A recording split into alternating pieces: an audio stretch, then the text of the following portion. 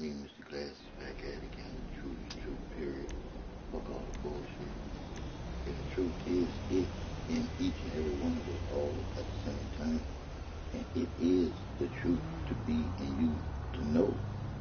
You're not no kid no more. You're a full-grown adult that should know some shit by now. I'm about to put on a nonsense and be a little bit Dr. Phil. And not Dr. Phil, Dr. Phil Valentine. And it's basically Phil talking about the truth of what this is, that we in all this bullshit. Meaning, we've been taught to be stupid as sheeple, not the people who make the world go round. And I just want to put my shots out there to, I can't read, so I'm just going to spell his name out. IRRITATED,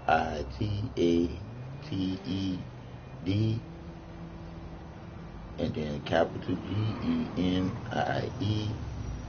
and I can't read this here, speaks. I'm just saying. I listen to everything that everybody got to say, but I don't believe nothing that nobody got to say. But I have faith in your heart beating you to tell me the truth, because I ain't nobody to lie to, and the truth is the truth, and it's in you to know the truth before you even speak anything out your mouth. Because with me, anybody that I speak to about anything, you better know what you're talking about before you say anything. Because the trick part about what you know is that the things that you think you know was the things that was taught to you to know, but one thing wasn't taught to you for you to know, and that is the truth, and where it comes from, and where it's at, and where it is in you. We just been taught to believe in bullshit because we was children, and our moms was taught the bullshit, and our dads was taught the bullshit, and their moms and dads, and so far and so on. The truth is the truth. I live from the divine creator of everything, the things that has been created, and the things that's being created, and the things that will be created after we destroy all the things that we created. I want you to stop and think for yourself for a change. Why do you believe in the things that you believe in? The truth is the truth, period. Fuck all the bullshit. You was taught to. We always taught to be stupid. We always taught to be stupid as sheeple, to follow Jesus, the sheep herder. Think about it. The sheep herder. It is what it is.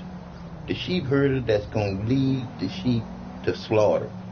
Meaning, everything that we've been taught to know, we were really taught to not know, but to believe in what we was taught to not know what the truth is, and then taught to, if heard, let me break that one down a little slower for you so you can get what I'm talking about. If you was to hear the truth, you are supposed to knock the truth, because the truth that makes sense is not the truth to the bullshit that we was taught that don't make sense, to end up controlling us by what we believe in and what we fear in. We was never taught to know that the divine creator of all that there is being created, will be created, it is what it is, the truth is the truth, in you to be a creator too. Think about it. The creativity in you is the creator of you. When you think about, you create your own reality. Where do you think your reality comes from? Your reality don't come from in the fucking sky. That's the bald-faced bullshit-ass lie that we always taught to believe in to get us by and them be able to control us. Because you can look at the shit for yourself if you were to finally think for yourself. When you look at, in the Bible it says God is good, and y'all chant all the time like a little nursery rhyme. That's kid shit. And then in the Bible it says to fear God. Okay, Why would you fear a creator that loves you unconditionally and not your mother or your father? I say it again. Why would you fear the creator of you that knows what you're going to do before you even do it? And the creator is not, I repeat, your mother or your father. Because the creator of your mother and your father is just the divine creator of it all. The truth is the truth. That God and that Jesus bullshit was made up by man to control us as the sheeple people with. And it did a good motherfucking job. Because y'all motherfuckers believe in that God and that Jesus bullshit and not even seeing for yourself that God is on, in God we trust, on that money. That most of y'all trust more than y'all trust yourselves. But I see now why they always muting me off of here. Because don't nobody want to hear the truth. Because nobody want to be held responsible for the truth being in them. Man. We've been lied to not know the truth. Because the truth will empower you to not to do no bullshit. But we've been taught to be so fucking stupid to the point where we don't even think that the bullshit that we're doing is bullshit. But like I said again, you know, listen to little Dr. Valentine. Phil Valentine. Greetings, beloved family. Dr. Valentine here. First, I'd like to give a shout out to Brother King Simon, Brother Irritated Genie, Brother Tam, and to all those who work so diligently to make this event happen. And although I can't be there with you in body, I'm certainly there with you in spirit, mind, and soul, in full support of this, the first straight Black Family Pride Convention. Family. Boy, I'm straight. Now there's a word, concept, an archetypal principle of nature that has come under the most vicious attack over the last 50 years, particularly with the rise of Amazonian feminism, the one that was backed and funded by Rockefeller himself. And the overall impact it has had on the relationships of black men and women and the black community at large has been nothing short of devastating.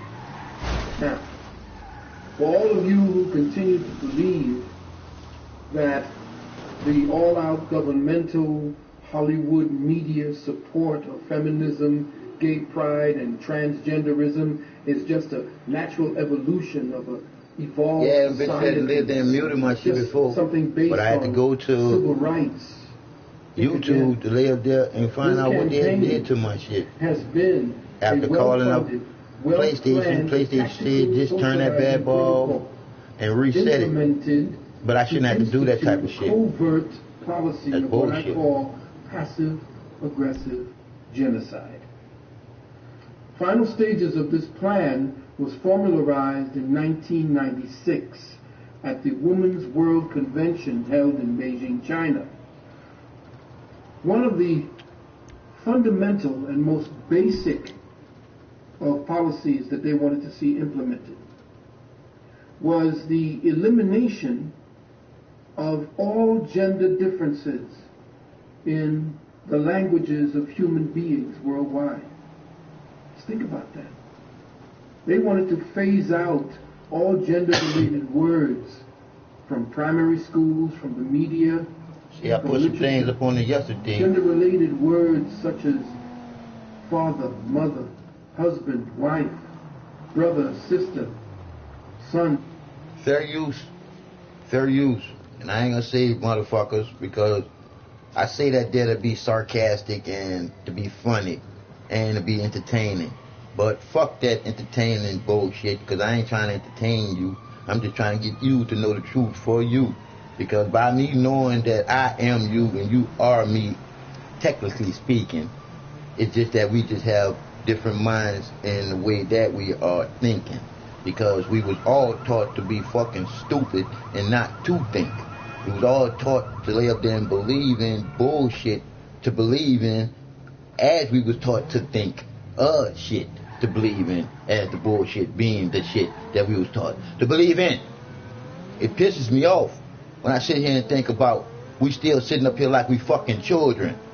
If the shit don't make no fucking sense and you can't make nothing out of it, the shit was created to confuse you. But I'm not confused no more simply because of the fact that I gave up on all of this bullshit. And a divine creator that loves unconditionally gave it back to me to live not to the left, not to the right, not backward, to live life straight. As straight as an arrow side of talking on the head in the middle. That's why we are the dot in the circle of this circle of life we living in. But we live in this circle of life all together. It ain't one gather, it's together. Especially when you know the one that put it all together. And I'm trying to get you to understand, overstand, understand, to get the truth being in you, to know. Not to have to believe in some fucking bullshit that was taught to you like Santa Claus, the Easter Bunny, and a fucking tooth fairy. Yes, there is a divine creator. So how could somebody name the creator that should not never been named? That is exactly what our ancestors used to do when they used to pray. Pray to this Mother Earth that we stand on. Pray to the air that we breathe and the sun that shines on us. Pray to the food that comes from the earth.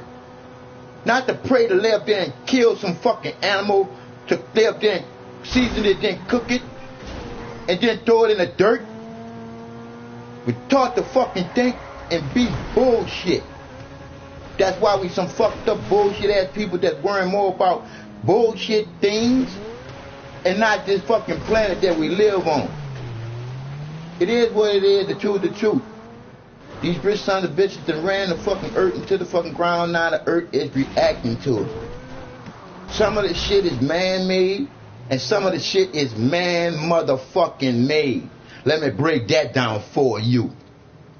Some of the shit is man-made, fucking up Mother Nature. So you think about if you had a soap, and somebody digged in your soap, you would react to somebody digging in your soap. So think about this earth that we live on. Then you can think about earthquakes. Then you can think about bad storms.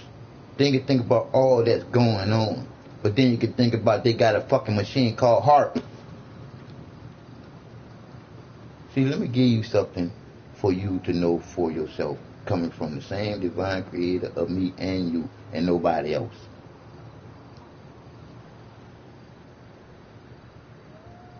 We was taught to be stupid sheeple, to follow the people and not say nothing and not ask questions. When you was a child, you was always told to shut up when you start asking a lot of questions. Now that we are adults, since we was told to shut up so much as a fucking child, we are fucking stupid ass sheeple that ain't asking no fucking questions. Because if you was to ask the fucking questions, people, come to fucking gather and ask the fucking question, people, what the fuck is they putting fucking pollution in the air for? What are they fucking putting fluoride in the fucking water for? Why are our motherfucking doctors lying to us? It ain't about the fucking medication. It's about the motherfucking doctors giving you the medication because the money is in them giving you the medication. So what makes you think that they're going to tell you the best thing that's for you so you don't have to see them no more? It's time for us to start thinking like motherfucking smart ass adults and stop fucking believing in bullshit like we still fucking kids. But a lot of us believing in that bullshit like we still fucking kids because that bullshit is paying you well. But I tell you, just like the Creator is telling me to tell you, there is no hell. It's just that the suffering that you're going to go through because you're stupid is because it was on you to say something. And you did nothing. It is what it is when we was taught to be fucking stupid. You're a fucking cannibal and don't even much motherfucking know it. Sometimes I get to talk for myself and I'm going to do it. You're a fucking cannibal and don't even fucking know it. I'm not being soft with you no more. We've been taught to be fucking stupid. You're a fucking cannibal and don't even fucking know it. When you go and do communion, you're drinking the blood of Jesus, which is the wine, and you're eating the body of Christ, which is the cracker. Come on, people. You don't see that fucking pedophile bullshit that the fucking Catholic churches bullshit started to be bullshit for us to be bullshit in it? Think about when the brown people was first able to fucking read or learn how to write. What the fuck did they get you to read and learn how to write? The fucking Bible. So what makes you think that if they give you Santa Claus, the Easter Bunny, and the Tooth fucking Fairy, they're gonna give you something else that's the fucking truth after they lie about that right there? God damn. And I mean that there literally, that bullshit that we was taught to believe in, God. I say damn, cause the shit need to fucking stop. The Creator is love, unconditionally, all day, every day, never to hate. But we human, we do that. The Creator is all love, always creating good. But we human, we always creating bad. Wake the fuck up. Got the fairy tale bullshit, that's that fucking TV. Telling lies to your vision. So you don't know shit. All you'll know is what they're teaching you. I feel real bad not knowing how to read it right. But then I'm happy that I don't know how to read it right now, that I do want to learn how to read and write, but can't, because the truth is the truth. I went into the life to know that as soon as I learn how to read and write, I'm going to write programs. I'm going to write an algorithm, and the algorithm will fucking switch it around. Just like the algorithm is working against the good people now, my algorithm going to work straight with good people, for good people, and the bad going to see how algorithm is supposed to work when you fucking up things. It is what it is, people. We got to wake up. These motherfuckers ain't playing no motherfucking games. They done already said check to the mate, because they already got shit where they can play with your motherfucking brain. So like I said again, the truth is in you to know it. Back to Dr. Phil Valentine. His daughter. And they wanted to replace these words and make the words like caregiver, person, life partner, relative. They wanted to make these words a substitute to completely neuter. Neuter. You heard the entire human race. Neuter. To take away the principle of gender, to remove what is natural in nature, and to replace it with a concept, a twisted one, albeit a twisted concept of nature. Now, this and much more was to be actually the next step in implementing what the lesbians and gay rights I got one for that one too. I got one for that one too, people. Done, promoting and publishing. Their literature had flooded the social landscape over 60s, the 70s, 80s, and the 90s. And what they had to say was then now instituted as policy in government. It became socialized first through the media and entertainment. But then it began to slowly become law. Now, those of us who are pretty much not aware of what feminism instituted and what it stood for, and those feminist prophets, and those who were the harbingers of this particular type of lifestyle and this mentality that they wanted us to adopt.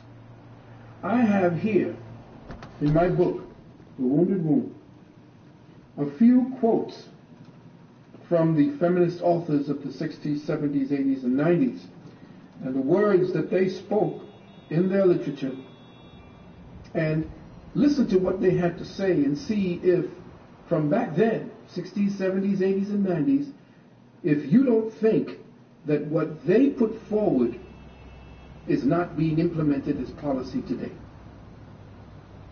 From a book called One Blood, Prophecies and Discoveries on Sexual Politics, by a woman named Andrea Dworkin. She says, and I quote, "The cultural institutions which embody and enforce those interlocked aberrations, for instance, law, art, religion, nation states, the family, tribe, or communities based on fathers' rights, these are real and they must be destroyed. Wow. End quote. Wow. From an author by the name of Sheila Cronin on the institution of marriage. She says, and I quote, "Since marriage constitutes slavery for women, it is clear that the women's movement must concentrate on attacking this institution. Freedom for women cannot be won without the abolishment of marriage." End quote. Alison Yeager, in her work Feminist Politics and Nature, says, and I quote, "Marriage enforces women's dependence on men. It enforces heterosexuality, and it imposes the prevailing masculine and feminine character structures on the next generation." None of y'all say. But I have faith. What she's saying is that the mother and father principle of family, where the male and female heterosexuals who brought forth a family, who brought forth children, cannot propagate that, should not propagate that, should not be allowed to propagate that particular structure into the next generation. So what are you saying? What are you taking away from the individual family? What are you now trying to control or trying to eliminate? Andrea Dworkin goes on to say, "Heterosexual intercourse is pure formularized expressions of contempt for women's bodies." End quote.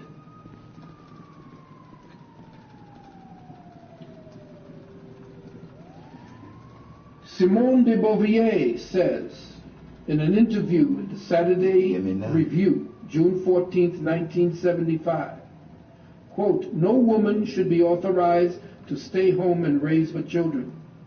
Women should not have that choice because it is their choice. If it is their choice, and if such a choice exists, too many women will make that one." In other words, remove your choice to be a mother, a stay-at-home mother, and raise your children, homeschool your children. That cannot be, because 90%, and she admits it here, 99%, 90 to 99% of women would rather stay home and raise children. They would rather stay home and be wives and mothers.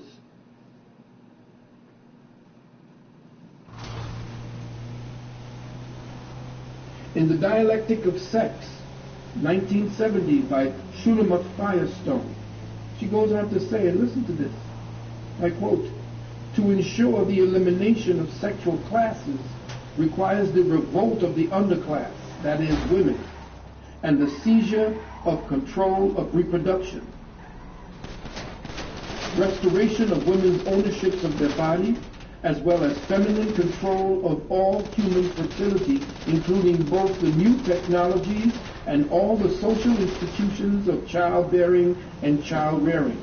And just as the end goal of socialist revolution was not only the elimination of the economic class distinction itself, so too the end goal of feminist revolution must be, unlike that of the first feminist movement, not just the elimination of male privilege, but of sex distinction itself. Genital differences between human beings I'm not trying to get would no nobody to follow longer me. matter I want people to culturally. follow their heart. End quote. She goes on to say, "The heart of a woman's oppression is her childbearing and child-rearing roles." Wow. End quote. Wow. Now listen to this. Wow. Firestone goes on to say, "The natural is not necessarily a human value. The natural is not necessarily a human value. Humanity has begun to outgrow nature. We can no longer justify the maintenance of a discriminatory sex class system on the grounds of its origin in nature. Let me read that again. Read that again. We can no longer justify the maintenance of a discriminatory sex class system on the grounds that of its origin in nature. Indeed, for pragmatic reasons alone, it begins to look as if we must get rid of nature. End quote. Mm-hmm.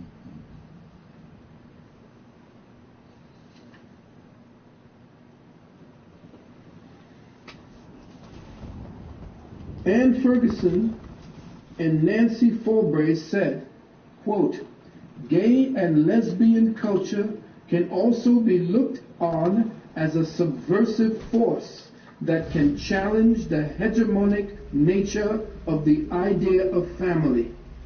In order for the subversive nature of gay cultures to be used effectively, we have to be able to present alternative ways of looking at human relationships. End quote. Alison Yeager goes on to say, the end of the biological family will also eliminate the need for sexual repression.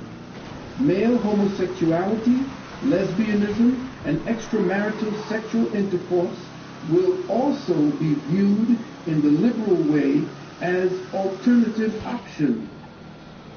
Instead, even the categories of homosexuality and heterosexuality will be abandoned and eliminated. The very institution of sexual intercourse, where male and female each play a well-defined role, will disappear.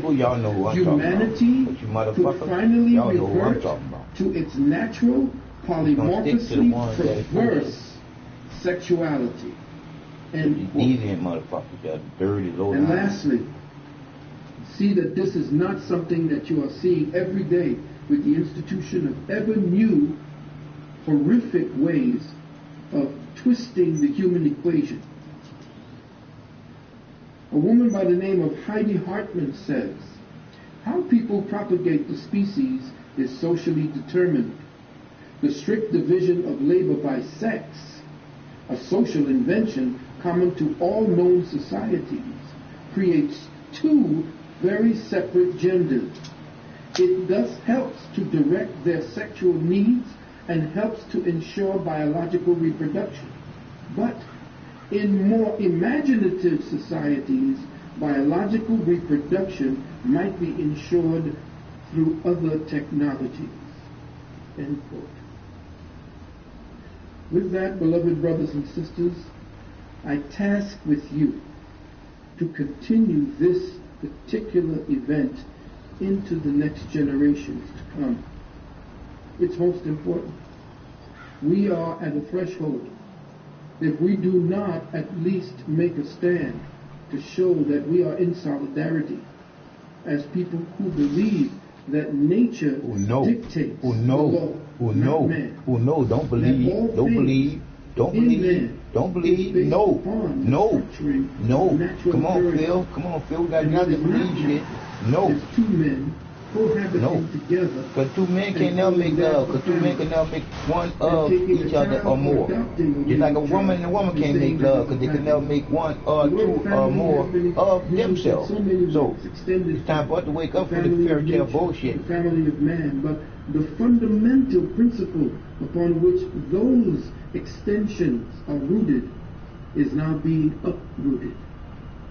We cannot have that. So I congratulate you once again, Brother King Simon, in bringing forth this most important event. To all my brothers and sisters who are in attendance, Shemim Hotep, love, light, and transcendence.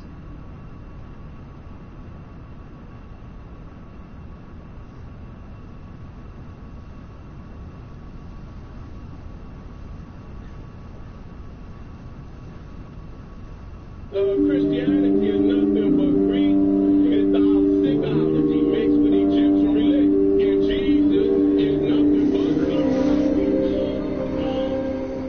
Say Jesus is back. Hey Zeus. Hey Zeus. That's right. Hey Zeus. Son of God. And that's the beauty of what we are speaking about in the higher metaphysics as God perfecting itself. Amen. God did not create man. The concept God did not create man. Man created God. And when you understand that man is the creator of God, then you understand that man is God. Because all concepts that you could ever perceive of God is still flawed. We are still perfecting our perceptual antenna so that we become higher and higher, so that we perceive more and more of that which we perceive as God. But understand that God could not perceive of itself, because if it is all knowledge, it could never know itself. It could just only be. So what it did was it began to detract or separate from itself, and as it separated from itself, it created a void. And that's what they speak about in the Bible. As God separated from itself, the void that they talk about in the beginning. See, now, he said, see, I can explain it better than he can explain it, and he's been here longer than I have. Because I can explain it with the truth of explaining it, because I went into the light that is in each and every one of us all at the same time here. Yeah, buddy. So, the Creator created itself all out of fear of being alone. So the Creator created all that is in space to never be alone again. And then the Creator created us as the greatest creation to be in, with conscious thought and be able to hands to be able to do things with. I'm just getting to you freestyle, baby, because the Creator is creating this. But they're going to try to block it. That's the beginning. The beginning happens when God separated from itself in its attempt to know itself. You want to deal with deep metaphysics, then we can go into that. But to explain it the way you do, verbatim, and try to put limited intelligence to the words, you do yourself a disservice. You do the work a disservice that your ancestors left you. So the separation of God from itself to know itself ended up being polarity, which is why we have the masculine and feminine principle. That separation to create the void, that void that we are feeling with one another when a man needs a woman just needs that man, that's the void. In the beginning, God created the heavens and earth, and the earth was without form, and everything was void. Yes, there was a void. That void was when the Most High pulled away from itself to know itself. Because being all of itself, it could only know itself. It could never know itself. It could only be. In your book in Exodus, you saw that Moses was spoken to, and he said he was spoken to by an entity called that said he was I am that I am. And then again he turned to be I am. So I am that I am speaks to a static perfection. No movement. When you say I am, or I am that will be, that's that static perfection in movement. And I am that will be became Adam. And Adam left the garden, or was kicked out of the garden. He had to be kicked out of the garden, because perfection is death. That's why the Most High creates, in order to perfect itself. Anything that's totally perfect dies of its own volition, because there's nothing to do. Wow. I want something to do. That's what I'm doing. How does cancer perfect itself? That's why I'm back. I had something to do. Oh, well, I ain't got nothing to do. I'm going. That's why the Creator said you ain't going at this time. In its movement towards perfecting itself as cancer, kills you. So as its person moves towards perfection, cancer dies as you die. That's why Adam had to be kicked out of perfection. They tell you that the Garden of Eden was all perfect. Why was it all perfect? What happened in the Garden of Eden that changed the perfection? If it was all perfect, then anything existing in the garden would be perfect. Who was the serpent? Was the serpent perfect? Then obviously the serpent was also perfect. Because nothing was allowed in the garden that was not perfect. Everything was perfect in the garden. And they say except the serpent. But the serpent was God. The serpent was an aspect of God communicating to itself through Adam. It's part of the created. And it said, it's time to leave. We created all that there is from us having a reality. Good and evil meant polarity had to be created. Because like I said again, the Creator is all love all the time, unconditional. When you get mad yourself, you do the unconditional love. And then Adam was kicked out of the garden, but Eve stayed. Read your Bible. If Eve stayed, that meant that Eve was the beginning of the perfection. Eve was the garden. So understand that what you read and what you're studying has a greater depth of knowledge and and calculate wisdom seated within, buried within, laying comatose within. That is the Osirian body that is wrapped up in all of the wrappings, and they do the ritual to bring forth the body of Osiris again. That is why Isis, who is the symbol of knowledge, has to raise her husband Isis from death, because Osiris is wisdom. Knowledge without wisdom is lost. She roams the countryside. Knowledge is how do you say? It defeats itself, its own reason to be, without wisdom. So understand that the feminine principle is the vessel of knowledge. She's the one. That's why this age is a female age. The computer age is a female age, because it's all about gathering knowledge and information. That's what it is. Gather information. Feminine principle is the gathering of information. But the teaching of that information into wisdom is the masculine principle along with that. And that's what's been missing in our black community. We don't have the masculine principle lending the wisdom to all the knowledge that the female herself brings in. And she's a vessel that is necessarily part of the scheme of the knowledge-wisdom circuitry that is missing inside of our own genetics, or is being systematically bred out of our children today in the education system. They're trying to teach a little boy, a little girl. They get to choose if they're a little boy, a little girl, and they got a penis, and the girl got a vagina. What the fuck kind of confusing shit is that to the fucking kid? Now because we have to fight for our independence, but that's not their purpose. The sister's purpose is to teach and raise a nation, and she should be kept stress-free. Because if you have babies coming forward, that computer baby, boy. What kind of baby are you creating in there? So a lot of what it is that we are going to find in the new years to come towards that cycle that we call the end cycle of 2012. When that begins to happen, great upheavals are going to start happening. Great cataclysms are going to start happening to show the change is here. And the first thing that's going to go is religion. I noticed when you study in ancient Kemet history, I noticed how the Kemites had always risen their women up and kept them on the same level as them, as balanced. As we was talking last Saturday with us, a few of the Israelite brothers and other brothers around, even some of the gods, they always say that the man is higher than the woman. I would like for you to express that right there. That's specific. That is what has been seeding the controversy. And when you have made a generation of people to push that kind of nonsense, then the conflict begins to happen where our sisters believe that, and then it becomes a thing where it's an adversarial role that they play to try to gain respect back through that kind of teaching. They have to fight the people who hold that kind of nonsense in place, and thus we have this marginalization of effort into what the women are going to think about as the feminization. That's why the feminists will so easily sway our sisters into that particular thought process.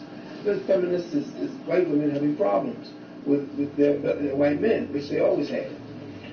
We now adopted that because essentially now we have taken on Willie Lynchism. Now we have to deal with that. But that also goes back historically to the fact that there were times when the women began to use that as their argument for control as well. And we have times in the ancient days when women used the fact that their bodies were the vessel through which life continued. And that was also used as a misconception to believe that the feminine principle was God at one time. And then it changes again, where it says, okay, man is God. It's going to change back again, and we're going to go dancing back and forth until we find out that both are God. The Creator is within, and that man. each one is so it can be without any fucking doubt. And when we understand God the Father and God the Mother, then we understand God and ain't no fucking God bullshit. It's the Creator. We are too busy. That God shit is man-made up bullshit. Stop saying the fucking word God. That has been They gave the Creator a motherfucking name. They can't do that. that somehow a cult of personality is built around knowledge. And that's what's happening in the underground. And I'm saddened to see that they would take the information, such as the ones that are saying wrong, real, and has no bullshit attached to it, that we're going to try to, make a cult of personality out of it. I don't want to be made into a personality figure. That loses the concept. Then the personality becomes the issue rather than the knowledge. And that's not what my head has been about. That's why in the 27 years that I've been doing this, I have not sought any following. It loses the purpose. I raise each and every one up to understand that I am not any Messiah. Don't look at me as a Messiah or anyone's life. We represent a collective Messiah that must be raised at the same time. And I say that you ain't going to get none of these Negroes to do a damn thing. Anytime the revolution happens, it's going to happen when everybody, all the people say it's time. Because the people going to raise up, and it's the people going to tell you when they're ready to be led. That's right. You see, because we can go to the people, and brother said to me, well, why wouldn't you want to go and speak to the people about all the knowledge you have? I said, I will speak to the few, because it's the few that's fucking up the planet, not the majority of the people. It's the few that's running everything. So the few can change everything.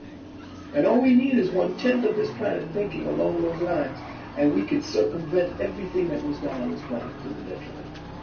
So if we want to teach the small group of people who are ready to listen and to learn, and with them, they become more dangerous, because then it's an undercover thing. It begins to seed the underground, the young people. It's like I heard today. What's today? Today is what, Tuesday? Sister called me and told me that the white boys out there, the white kids out there, are picketing, and they're out there marching against the U.S. government. They're out there saying, how dare white people saying, how dare this racist ass government talk about this and that? I said, the chickens, bless Malcolm. See what I'm saying? So I'm not going to try to instigate a revolution before it's time. That's when our leaders get picked off. Right. A true leader knows what to do with the hellstorm that comes into place. Because a hellstorm's coming. But the true leader will now know what that energy is, and then take that energy and convert it into power. But until that time, until the people are ready to rise up, ain't shit gonna be done. Right. So right now what you do is you stay in preparatory mode. You keep preparing the people. Keep telling them what is to be expected, how to survive, what to do, how to save. Keep preparing that. Keep going back and getting your seeds, take them out to schools, teach them yourself, whatever it is. If we all take our children home, where they going to put us all? They ain't going to lock us all up. They ain't going to lock us all up because they ain't got no room. Same way we all would stop working. Exactly. Right. Stop it and drop it. I was reading the Daily Times this morning, and I noticed the brothers and sisters over there in Cincinnati. Yeah, they getting it on over there. Oh, yeah. Stop spending money in restaurants and all that. Exactly. And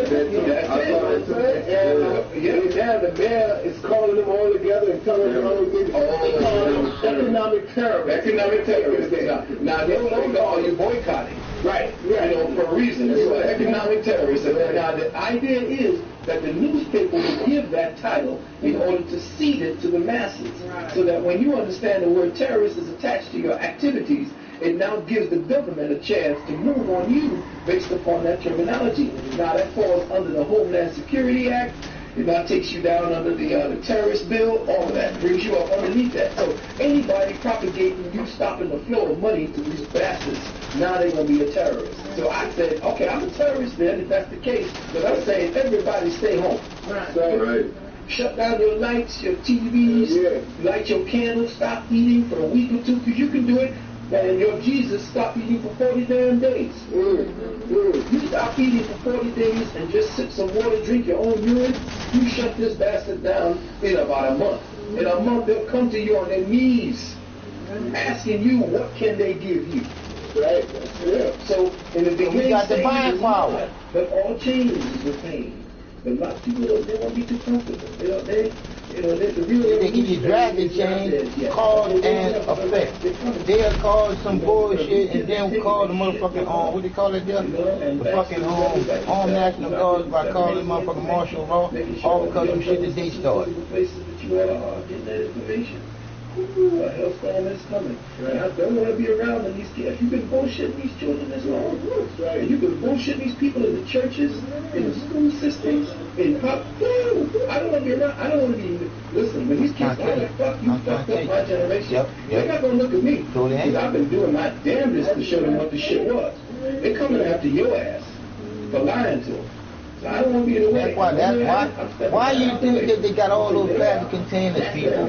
They gotta do something to us as being awake up people.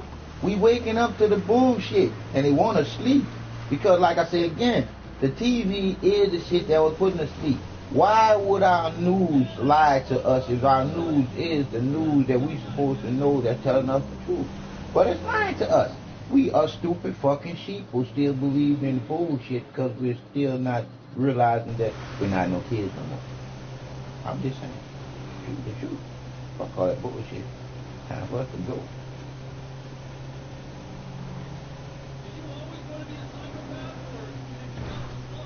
Yep, slowly. Motherfucker was teaching me to be stupid. Here's the Bible. Chapter 22, verse 16. I, Jesus, have sent my angel to testify unto thee these things in the churches. I am the root and the offspring of David and the bright morning star. Come on, Jesus. We know who you are now. We pull the covers off of Jesus. Come on, sweet Lucifer. Go ahead. So all you Christian motherfuckers. This is Revelations chapter 22, verse 16, where Jesus calls himself the morning star. And all in your dictionaries you hear the word Lucifer means bright morning star. But of course, you're taught us to be stupid. Christian scholar will say, well, taught to be stupid. Put on a stupid face. Talks about. We was taught to It's be written there. You stupid. keep telling me to see the word. I ain't gotta take no truth. And the word is written specifically, and you have to take each word. Each word is the truth. It's the word of God. So why are you interpreting it? It's the word of God. Moses is Satan. Exodus chapter 3, verse 2. In previous lectures, take 1 and 2 of this series, we spoke about the fact that suns and worlds are cosmic seeds and plants. Our ancient master teachers taught the same. The burning bush was the earth in its sun form, or its sun stage of development, which for trillions of years, by our standards, burned with fire, but was not consumed. That's what it says in the Bible. The bush burned, but was not consumed. Well, the bush is the earth in its primordial stages. Come on now. So it also was with Sinai. Moses Don't preach. God Teach. in this fiery mountain. Dr. Valentine. Meaning involution. Fair use, motherfuckers. Fair use. That We ain't point, doing nothing but that just teaching connecting to the point. youth because we all been lied to. It's time to let the lies go. The boy. Which are in Egypt, which means matter, and have heard their cry by reason of their taskmasters, that means the immutable cosmic laws, for I know their sorrow. Now, you need to read a book called The Sorrows of Satan. And it's distributed by Amherst Press, and it's by a woman named Maria Porcelli. The Sorrows of Satan. Remember, this God said he sent the Israelites down to Egypt. Now, he sent them. Why would he send them in there to be tortured? No. All right? Well, I told you we supposed to be stupid. There, That's why I'm glad when they got a scholar like this here that can read and write. And then I throw him on here right now for y'all to see what's straight.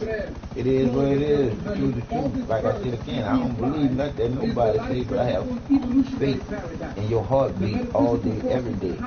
That's how much love I got for you. Because I know who got the love for us all first. Mystically told as for us to do what we do. But we were given life, we were given free will, we were given the choice to do or not do.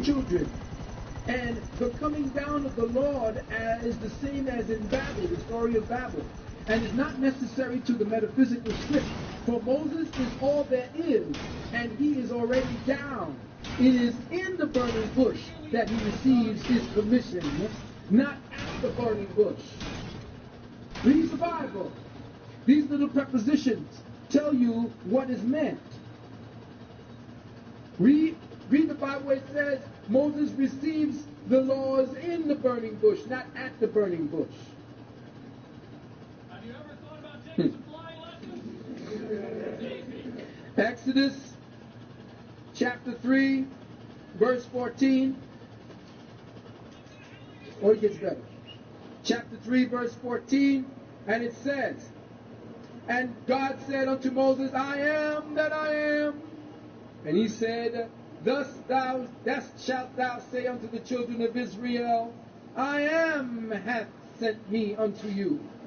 Now, the children of Israel in Kemet are the planetary genes, the ionic energies, the quarks that European science likes to see, all these little tiny things under microscopes. They're constantly looking for the beginning of everything. They got to go tiny. Every time they think they got it, they got to revise their whole scientific book.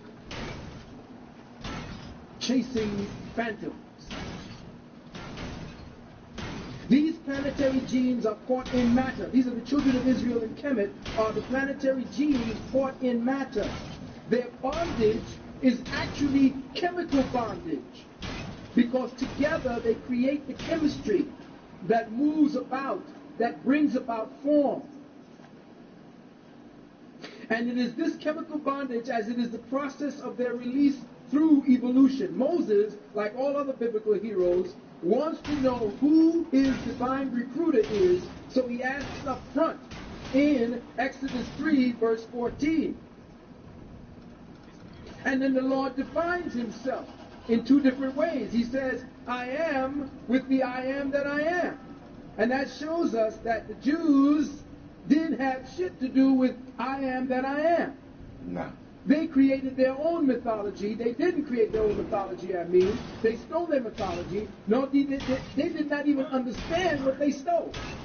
The true creators, our African ancestors, were of a much older and metaphysically wiser, enlightened race of humanity, from which the Jews stole bits and pieces to create a story of their own.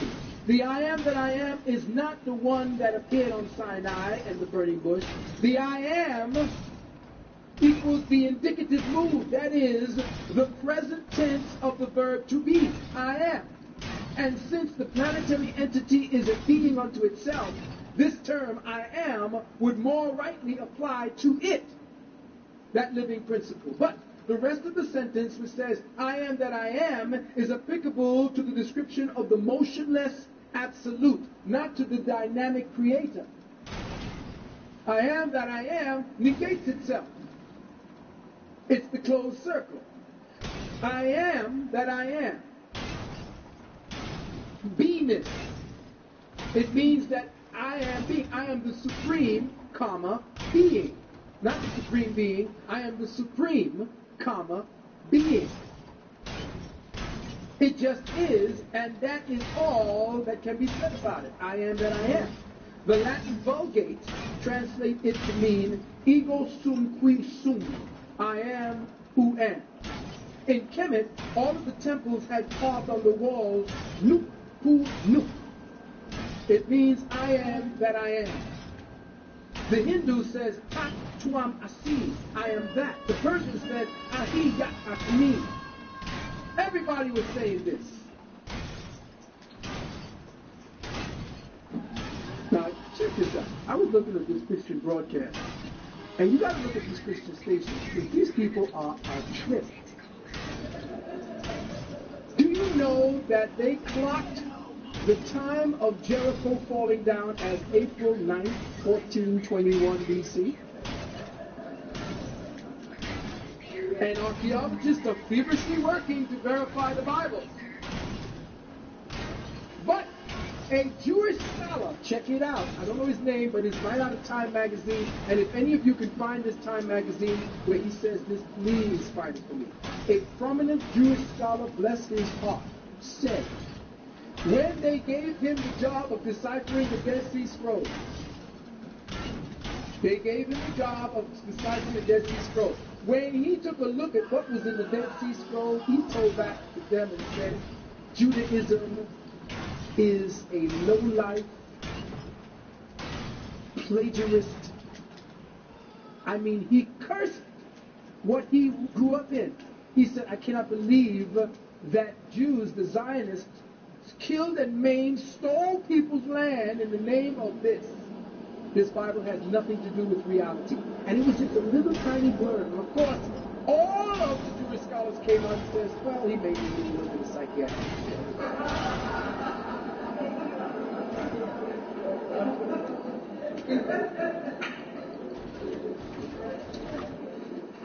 Exodus 6, verse 3. And I appeared unto Adam, unto Isaac, and unto Jacob by the name of God Almighty, and by my name Jehovah was I not known to them. It says here. Now, Exodus came before Genesis, right? And it says here, by my name Jehovah was I not known to them. History, the author Lloyd Graham states that the word Jehovah is a Semitic accident. Hebrews considered the name too sacred to be spoken and used the words Adonai and Elohim instead. In writing the name, they added the vowels to the consonants YHDH or IHDH, since Y did not exist, the EOA. In time, these vowels were mistaken for part of the word itself, and so Yahweh became Jehovah. The word God Almighty was translated again as El Shaddai. Another confusion in this verse. The name Jehovah was not known in Abraham's day, yet let's go back to Genesis 4. Come on, Genesis 4 now.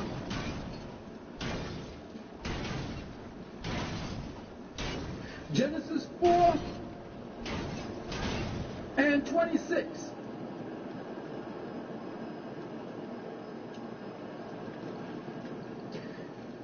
And it says the place of Isaac's sacrifice was Jehovah Jireh. Wait a minute. That doesn't make any sense. How is the place of Isaac's sacrifice Jehovah Jireh, even in the days of Seth, in Genesis 4 and 26? Then began men to call him by the name of the Lord. They didn't know him by any other names, remember? How was that? This terrible power that they talk about is none other than the sun. The terrible power created this earth. So terrible was it that it even tried to kill Moses. That is the life force dwelling within. And it came to pass by the way in the end that the Lord met Moses and sought to kill him. Remember? Why? No preacher or professor of biblical history, which biblical history is an oxymoron. Bible history. Yeah. The end is the earth, Be stupid. and the way of and in the end is involution. Life involved in that. Nah. In the entombment of the end life, in the entombment of the end, life is nearly snuffed out in dead matter. But for Moses, the evolutionary savior, who came back to redeem it. Now, the plagues, the 7 plagues are merely the 7 evolutionary phases of the life principle in matter, as opposed to the 7 involutionary phases or days in Genesis. The plagues are an allegory about the vicious, ruthless, but magnificent manifesting power of creation as it afflicts the young earth in its own post-solar cooling period. All right? Now, the plagues, the 7 plagues, are the evolutionary inverse of the 7 days of involutionary contemplation that God did in Genesis. Get your metaphysics. This was the time of, Exodus was the time of condensation, consolidation, and incrustation, solidification of matter, around what was known then as the centralized will. That's the point when everything began to coalesce from its incandescent stage to its sun stage. This is the hardening of Pharaoh's heart. Ain't that what they say all through it? And here, this is good.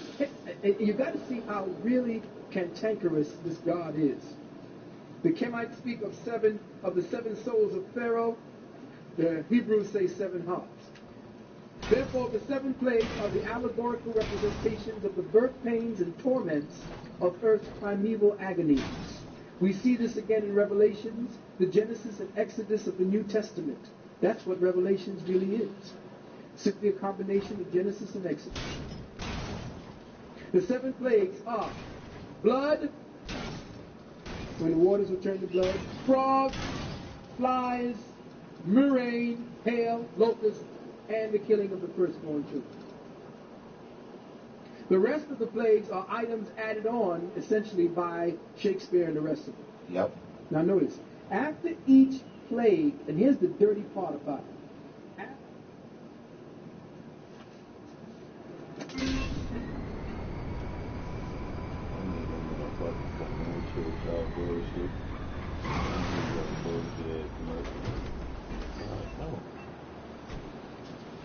Each plague, and here's the dirty part about it. After each plague, we read that the Lord, or actually the law, hardens Pharaoh's heart, and he would not let them go. Check that out. If you look at it, Moses wiped out Egypt. This God of Egypt this God of Moses wiped out Egypt. Yet still every time the God fucked over some part of Egypt, it hardened Pharaoh's heart.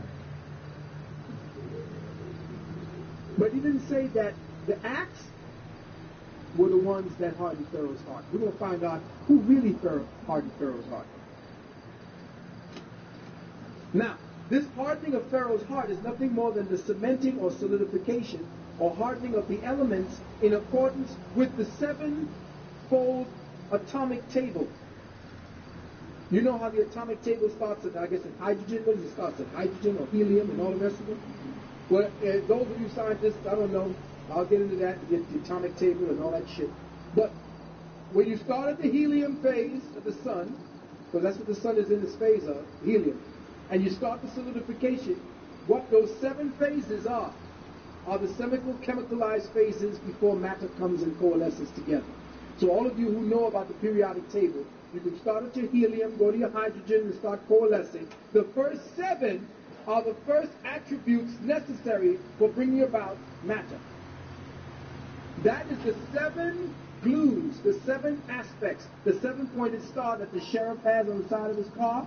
Those are the 7 aspects that are necessary for matter to form around itself, the spirit. So those 7 elements that you see are the 7 primordial essences that mind exudes in order to bring about a coalescing of matter around the spirit.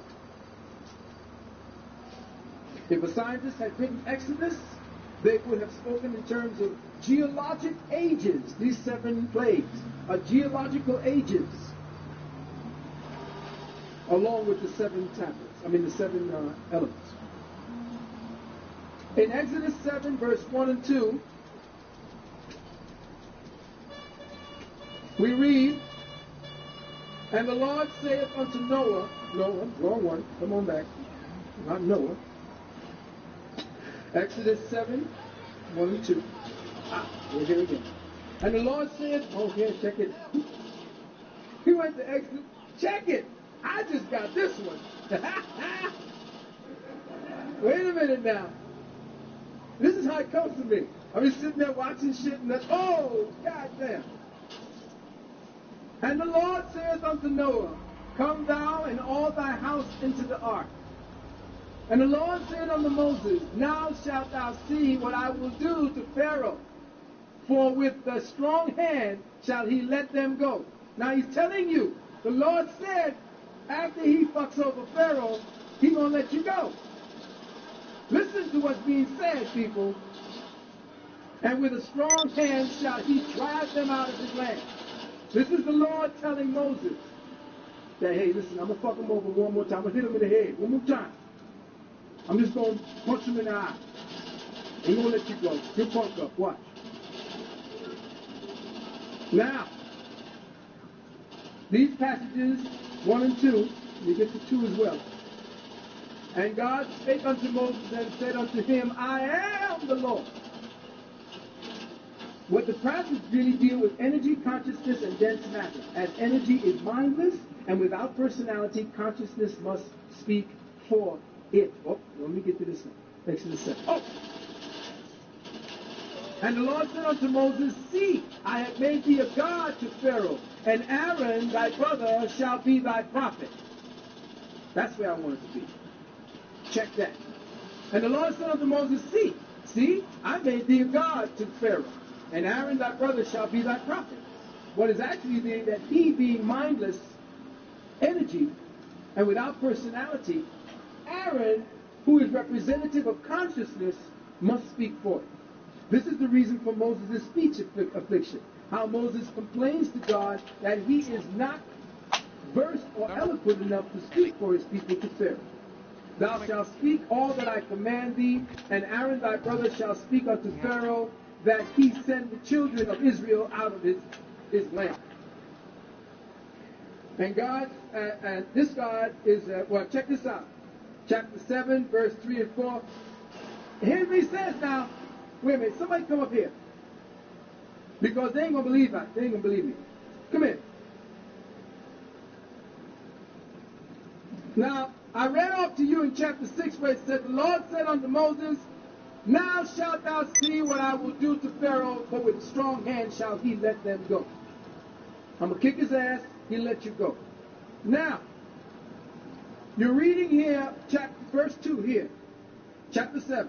Thou shalt speak all that I command thee, and Aaron thy brother shall speak unto Pharaoh, and he sent the children of Israel out of his land. Next one.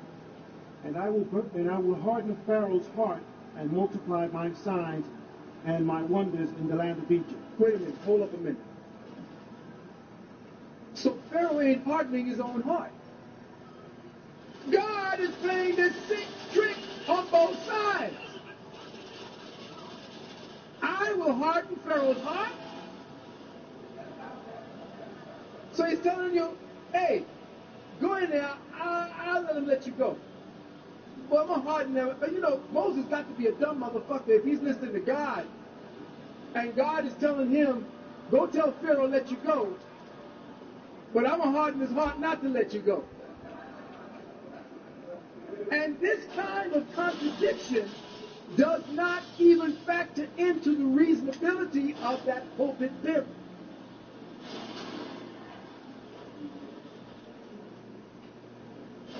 Now, this God is an egotistical God. He wants the Egyptians to know how bad he is. That's it.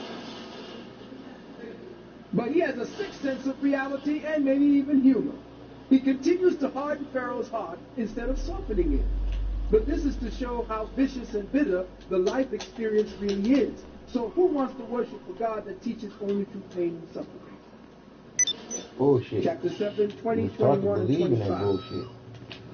In 20 it says, and Moses and Aaron did so, as the Lord commanded. And he lifted up the rod and smote the waters that were in the rivers in the sight of Pharaoh and in the sight of his servants, and all the waters that were in the river were turned to blood.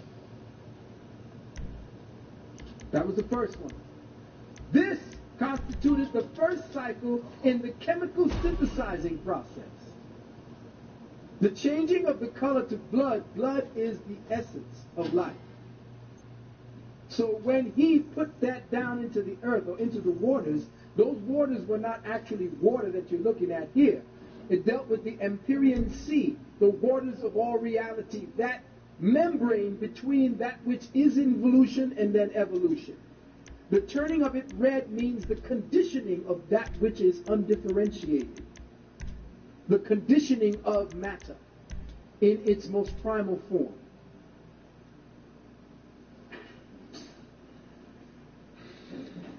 This is the chemical synthesis process, but Pharaoh's heart wasn't nearly hard enough, so we read the second part of it in chapter 8, verse 5 and 6.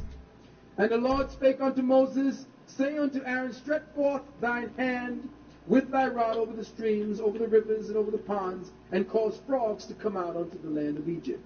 And Aaron stretched out his hands,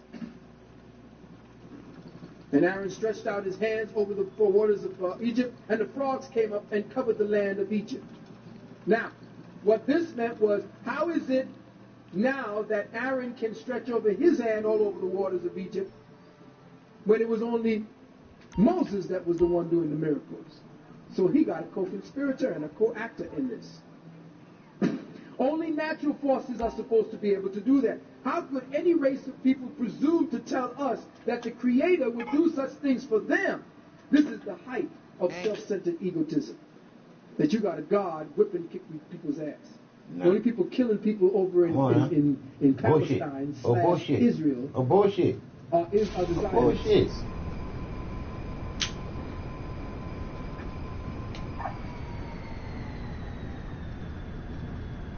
Chapter 8, verse 14. For I will at this time send out my plagues upon thy heart, and upon thy servants, and upon thy people, that thou mayest know that there is none like me in all the earth. Now when you hear that coming from a brother say, I'm on the baddest motherfuckers on the earth, I'm in the sky, Ali, I am the greatest. Ali, baby, I am the greatest. I am. And he saw he was this the is greatest. The same as See, I'm like Genesis, me, I am. and the evening and the morning. I am the greatest. But the only thing about me being the greatest is I don't have to show you I'm the greatest by beating you. Why? In chapter 8. Why abuse you? What you regret? Verse 14. And they gathered together, and verse 40 says, and they gathered them together upon heaps, and the land stank. That was when he took all the fish out of the water that had died because all the water was there. That's the same thing in Genesis, and the evening and the morning was the first day. Same thing. Just reversed.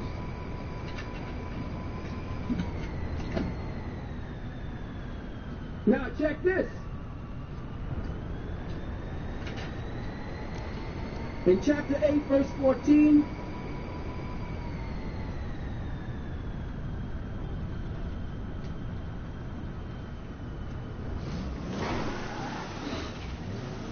verse 16 and 17, it said, the Lord said unto Moses, say unto Aaron, stretch out thy rod and smite the dust of the ground, that it may become lice throughout the land of Egypt. And it did so, for Aaron stretched out his hand with his rod and smote the dust, and they became lice in man and in beast. All the dust of the ground became lice throughout the land of Egypt. And the magicians did so with their enchantments to bring on to lice, but they could not, for there were lice upon man and beast. So essentially, God is showing how seriously bad he is and how smoking he is by making lice. You think about that. I am the great and powerful Oz. Where did you hear that? Pay no attention to that man behind the curtain. The great and powerful Oz has spoken. This is Christianity. That's all it meant. Now, I want to get you to one of the things so we can get a break here. Because I see that your eyes are closing on me.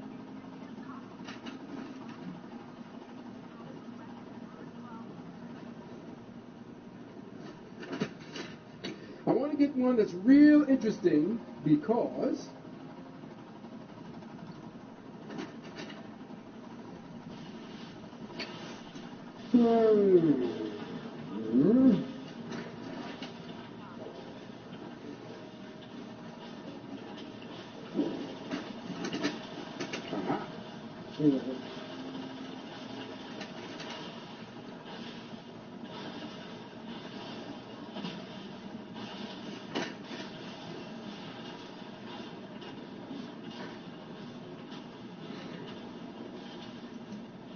be right with you.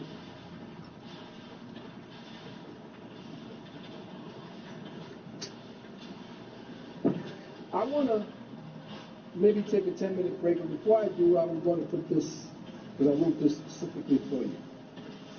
This is called Christian stupidity. Believers in Christianity are what I'd like to call intellectual punks. They are myopic, theocratic, brown noses for their God. They question not. They believe. They defer all blame of evil intent and action on their own official scapegoat, the devil. They never hold their God as accountable or responsible for anything but the good. They never admit that the devil couldn't have created himself, or how he could have as much power as himself to create a massive piece of cosmic real estate development called hell. Whatever they do not understand, they chalk up to being a mystery that they were never meant to understand. And why? Because their priests told them to. Most importantly, they never piece together or connect the dots when they are told that if it sounds too good to be true, it probably is. Christians will believe the phrase, buyer beware, check and double check. Check your agents or the company you seek to seek services from. Get a second opinion from your doctor. Read the label. All these things a Christian will do while they go about their daily lives. And they tell you that it's the smart, safe, and intelligent thing to do. But as soon as these same consumer smart jackasses walk through the doors of a church, all reasoning, investigative logic, second opinions, and critical analysis or inquiry into the validity of what they buy into, contribute to, support, worship blindly, learn, and accept. Yeah, it be like that sometimes. You hear Phil Valentine's, huh?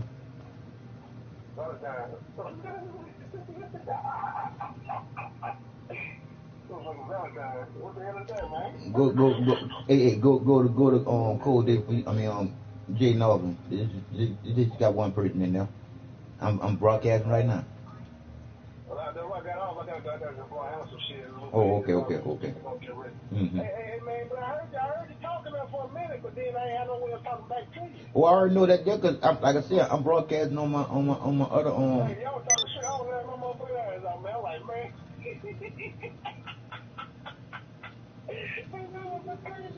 Hey, bro, cause like I said, dog, I got Phil Valentine's on there because he's all that. He's everything that a person that went through all the schooling and everything to be where they at right now and be successful and not tell you that it's all fucking bullshit. Yeah. You dig? Yeah, that's a fact. Because Hey, he made it through all that shit. He made it through all that shit. yeah, thank you. Come on, man. He's successful, and check it out. He's successful, and he's been telling people about it being bullshit, but he already know how to move around when the creator telling him to move around so them bitches don't get his ass. You see what I'm saying? Mm-hmm. See, that's when you flow. That's when you flowing in the divine, in the wishing of you going with Mother Nature, Mother Earth, and the divine creator of it all, cause you getting the motherfucking instinct to get the fuck around away from the bullshit, dog. Damn. That's why I say with you that's why I say for you, for instance, by you being out there in that world and me and you talking about what we talking about, shit, you already aware, so they can't do you shit out there. You heard me? Yeah.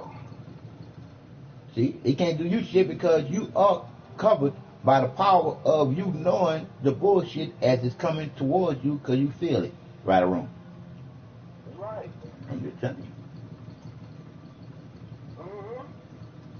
Damn right, but hey, for him to know all that though, he got some motherfucking knowledge. Like I just said, this is Phil Valentine. Go look him up. And there you'll see that the dude did talk about this stuff, but he ain't saying it the way that I'm saying it because he haven't been through what I've been through. He been through what he been through. You feel me? Mm-hmm. But the true part about it, a lot of people that haven't been through shit is believing the bullshit that was taught to them as children. Man, sometimes I still say the same thing, man. Go back to the same thing. Common sense. You gotta go through something to know something, and you gotta know common sense. Yeah. And one thing about common sense, and you can explain it as well as anybody could explain it when they know the truth. Common sense is something that's in you, and you're gonna know what it is once you say it or do it. Mm-hmm. See? You're gonna feel it because one thing about common sense, after you do the shit that makes sense, common, it's gonna do something that's gonna make something that somebody gonna be able to use that's not gonna be common. It's gonna be some good shit. Well, let me tell you about the twist though. The twist is in that too. Yeah. Because they got people thinking it's common sense what they doing and it ain't. Mm-hmm. Mm-hmm. This man twisting that shit too, man. Good girl. You just said the key to it all. It is all a twist, but it is in you to know what is twisting you up to be twisted. I'm just trying to tell you. Yeah. Me and you know. Like I said, go back to your heart. Yep, go back. There you go, dog. Like I said again, when we first started talking, you started saying to yourself, man, some of the shit that I've been feeling and wanted to say, but I wasn't going to say it because people were going to think I was crazy.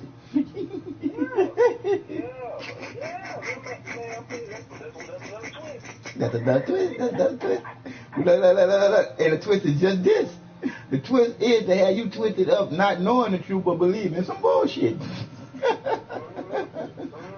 Because like you said, the twist is to keep you twisted up in this, believe in the bullshit, and you'll never know what the truth is, and you to have the power to do something about the bullshit. Man, you just said it, boy. That's a mouthful right there. Man, you just said it. You right, keep me twisted. Yeah. Because long as you twist, look. Like I'm crazy when I'm asking them a question. Yeah, long as you twist, dog, you ain't gonna ask no questions because you're gonna believe in the shit that was twisting you up to be twisted. Yeah. Because you know, like I know, my whole thing is if a person asks themselves as an adult now, they ask themselves this simple ass question right here: what was the reason for Santa Claus, the Easter Bunny, and Tooth Fairy to be created if it was a lie? And what makes you think that if they made that lie up, they didn't make up another lie about anything else? That's what I'm trying to tell people. Yeah, you can't trust them then. I mean, they lied to you motherfucking 20 years, 21 years. Come on, dog. 21 years. And still they gonna continue. And guess what? They gonna continue, that's what you gonna believe in. Right, because they got to sugarcoat the lie, so they got to put more sugar and more sugar on top of the shit. You dig? That's why they came up with a new Bible. You dig? Because the other lies would start to shine through. You dig? And when the other lies start shining through, they say, okay, we got to change this shit around for these motherfuckers and twist them up a little bit more. I'm just trying to tell you, dog. Hey, but see, you know how long it was, you know how old I was when I figured out that Santa Claus wasn't real? How old? Man, I was about like, what, 13, 14, man. That didn't matter to me all goddamn years. No, why is it? I'm going to tell you like it's this. When I first realized that Santa Claus wasn't real, I was like devastated. Because I was saying to myself, when I say I was devastated, because I was saying to myself, damn, why would God let them lie like that? You see, because I was believing the God of Jesus bullshit. Yeah. You see, I was saying to myself, why would God let them lie like that, and then my mom and dad lie to me to not tell me the truth instead of telling me the truth in the beginning? Yeah. But now I know why. Because they were lied to first. You see, if they wasn't never lied to first, they couldn't dare continue that circle. You heard me? Yeah. Just like me and you can't continue that circle. They were supposed to stand up and not continue that circle, but they just want to go in with the fitting in with everybody else being in. Yeah. So guess what though? Once I figured out that shit wasn't real, man, I said, man, fuck it, I'm gonna get out here in the streets, man. Thank you. I the motherfucking streets, I hit the streets. Dog. You know what? For me to know that my parents have done this to me for this long. You lost faith. You lost faith. You lost faith in it all at first. You did. At first, that's how we was thrown off selling the drugs. You did, because we couldn't even understand and getting that somebody gave that to us to lay there and destroy our fucking families with. Right, but then when I got to thinking about it, once I got grown, I started back and thought about it. I said, well, you know what? It really wasn't their fault. Nope, it wasn't. It was their parents' fault, and their parents' fault, and their parents' fault where it started from. And watch this here. And then I can cut it all off and go all the way back to the beginning, where the creator that I know, not nothing that I believe in, the creator that I know started it off with, and that was with love, dog. That hate wasn't in there until shit started being created. Because think about these two people being here, dog. Them two people love each other. Right or wrong? Yeah. Right or wrong? Right. Right or wrong? And when they created that baby, I guarantee you, when that baby came out of them, the first thing they said was, "What that is?" Right or wrong? Think about it. What that is. It is what that is. You see what I'm saying? So when you think about that first baby coming out of them after the first time that they made love, you did the creator's original name. You see, a name that's all that they knew, because that's all was in between them two, was the love of the creator that created them, right or wrong. Right. So that hell and that hate shit came along when more motherfucking people was created. Got what I'm saying? So that was created by us. That was created by hate. Was created by us. Even though these motherfuckers don't even know what hate is. So let me ask you this, Cole. I got a question for you. Good one. Talk to me. Now, what's gonna happen when you leave this world, man? When you get rid of, you know, like. It's a circle, baby. I want you to think about this here and think about it within your third eye being your fourth dimension. Remember I told you people lie, the numbers don't. And all the numbers add up once you start adding them up to being the one, right or wrong. Right. You see? Yeah, you showed me that. So why this here? So why when you look at it adding up to being the one, we live in a circle of life that the circle was created by the one. So therefore you just gonna be filtered back in the circle of life now. The shit that you do, good or bad, in the circle of life gonna come back to you, good or bad. You feel me? So you coming back to, I'm listening. What happened when we die? What happened when we die? That's what you're saying. I'm being cremated. You feel me? Okay. Why being cremated? Because I don't need to pollute the earth more than it's already polluted. Cause think about it. Any animal is never cremated. What do that animal body end up doing? It decay back into the ground. You see? Or something come around and do what? Eat it. They clean it up. Something gonna clean it up. From the divine creator of something gonna clean it up. You see what I'm saying? Yeah. See, we the only ones that need a fucking book, dog, to do exactly what nature is already embedded in us. Ain't that crazy? That's crazy. That's past crazy, dog. Man, you're right. So just know that a hell, guess what a hell would be? A hell would be you creating hell here on earth and then die thinking nothing's gonna happen to you. What happens to you after you die is what you was doing while you was alive, dog. If you was doing some bullshit, you're gonna come back here as a blade of grass, being able to know and remember when you had hands to do shit with, you didn't do shit.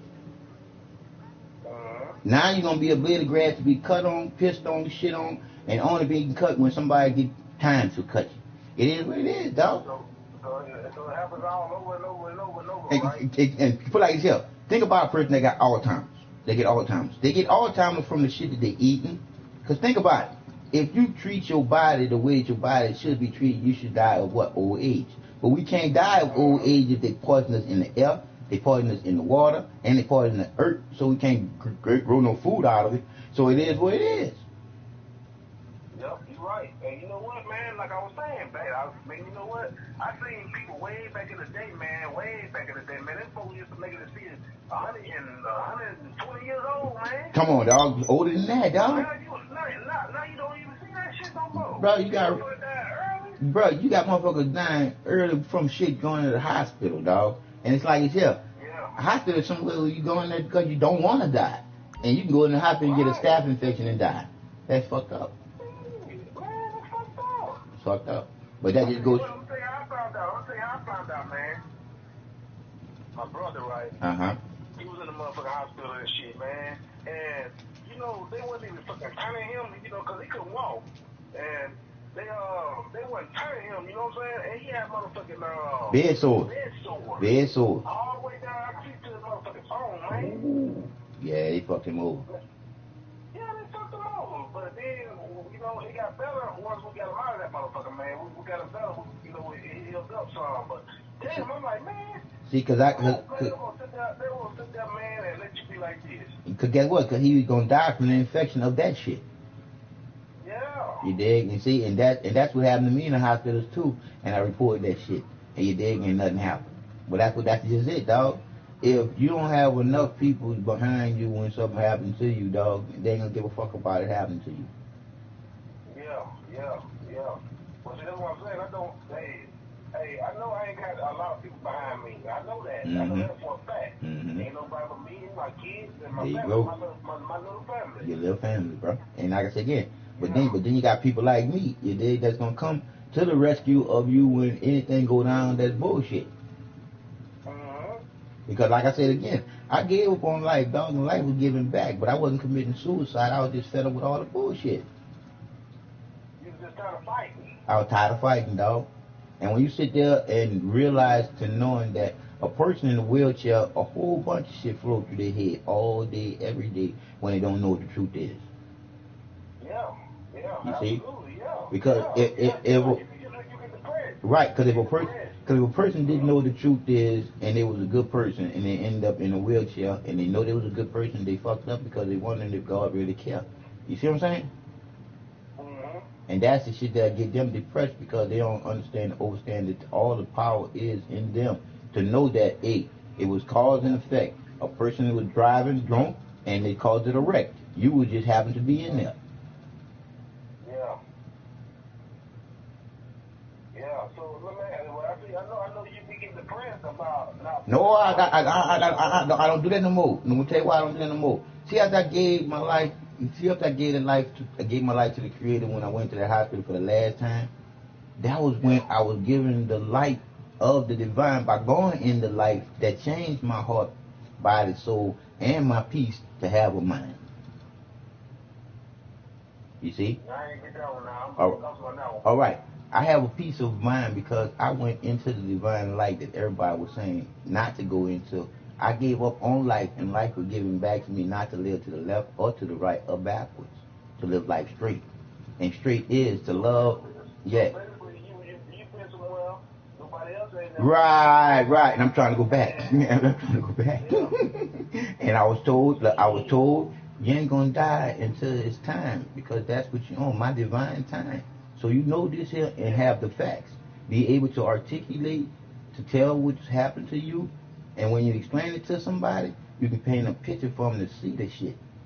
It is what it is. Well, that's what I'm saying, though. That's another thing I don't understand. How they gonna be able to speak on something that they don't even know about? Because, like I said again, because they was taught to believe in that. You did? That's right. That's what they was taught. It was taught that. I wonder where that idea comes from, though. It comes from somebody that knew the truth. And knew that the only way to control some people is to control the people by what they believe in and what they fear. And people believe in God and fear death. You see? And why they fear death is because they were taught to fear death. When death is not something to fear, because death is part of living life. Well, you know what? They got the shit they call heaven and hell. See, that's what they was taught. To believe in heaven and hell when you're supposed to have a heaven right here. You see? Because think about it. Why is somebody else on a yacht, living it up, jumping in the water anytime they want, and their water is cleaner than our water is, and they way on the other side of the world? So why are they having a heaven, and we having a hell on the other side of the world? Why?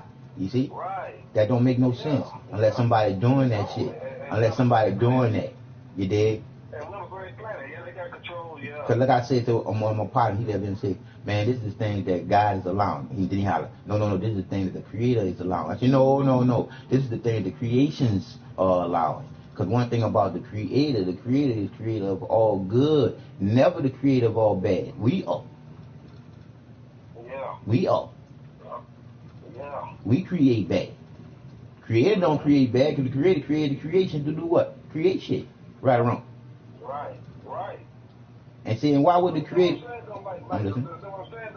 If everybody come together, there you go. Man, this will be a better place. Man, put like this. If everybody was to come to the realization of what the truth is within them so they can have no doubt of what is on the outside of them, because the Creator within them is the creator of all that's on the outside of them, because we all one with everything.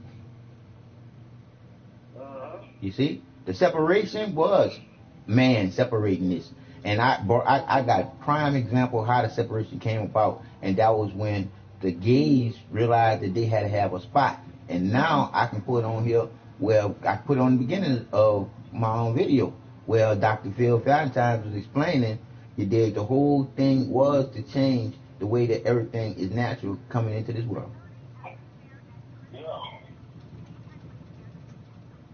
Damn right. Isn't it that, man? I'm trying to tell you, dog. And all I said, oh, you know me, I'm be spreading what the truth is within, dog, and that's the love. That's the love. That's the love, brother. That's the love. It is, cause like I said again, the love that the Creator have for us first is unconditional. That means that the Creator can never get mad with us. Never. That's the love that the Creator have for us being created. Why would I get mad at something that I created, good or bad? I created it. Right. I'm not their mom or their fucking father. Right. I'm the creator. Right. So what I'm gonna get mad or disappointed for? I created the sons of bitches. They fucking up. Yeah. Not me. That's right. That's right. They want to make it hard for us out here. That's why I'm in them. You see what I'm saying? Yeah. I'm not gonna control their mind or take away their what? Life, free will, or their choices. Right. We do that to ourselves. Right or wrong? That's right. Wrong, dog. Because like I said to your boy, I'm gonna let you go. I told my boy, I said, once you get the instincts to move on, dog, you're supposed to move on. But if you stay around, that was yours. Your fault. Yeah. Your fault. Yeah, because it's your choice. That's your choice. You gotta use your brain and your instincts. That's what the animals do. Yeah. That's what the animals do. They go by what they feel in nature, dog. You can't follow that shit, man. You see? Because you don't know where you're headed. You don't know where you're headed. You find what man's saying. That shit gonna put you in the ground fast. Put you in the ground fast, because that's what we did. We followed what man did. Man gave us some motherfucking drugs and we sold them bitches. Yeah. And we could have got killed while we were selling them by other motherfuckers that were selling them too. See what I'm saying? Right. Because of the competitive bullshit that we all do. Always trying to go against each other. Always competition, bro. Always competition, bro. But they taught us to do that. They taught us to be like that, dog. We used to live in harmony, dog, all together, helping each other out, dog. That's how we used to live. But hey, it is what it is. The truth, we just gotta go back to it. That's right. That's all. That's all. So all right, dog, go take care of your business. All right, go take care of your business, dog. 1 and 1. All right, bro. Peace. So like I was saying, back to Phil. Tell him, Phil. That unquestionably is totally suspended. And these stupid assholes will tell you the reason why I'm here is because I believe. If this was the argument they gave for getting fucked over by someone who just ripped them off, Judge Joe Brown would have called them dumb fucks. But because some pimp reverend minister rabbi dressed up in a colorful dress or a fancy suit and drives a Cadillac, Mercedes, or a BMW, tells you that the way to heaven is to believe in Jesus Christ and have faith in His Word as interpreted by Him and the Bible, the thousand-headed ass all Christianity shouts hallelujah. We are a sick and pathetic people if we can't see through this biblical bullshit. And sad to say, we deserve whatever hell that Christianity brought to us in the first place, if we continue to cop out to the same denial-based, myopic excuse of a reason not to be free. Namely, as a black woman, I believe. What we are, or what are we to think? This type of thinking will yield to crime, warfare, oppression, and corruption. This is the only outcome for beings who are still in the God-worshipping stage. So who are the firstborn? And I want to get to the point here. I know we have a short period of time, and I know the brother wanted to get to this. But there's something I wanted to think about particularly in its contradiction that I wanted to get to it so that I'm going to do a part 2 to this because I'm sorry I came in late and I should have started specifically and in time, but you know I won't disappoint you.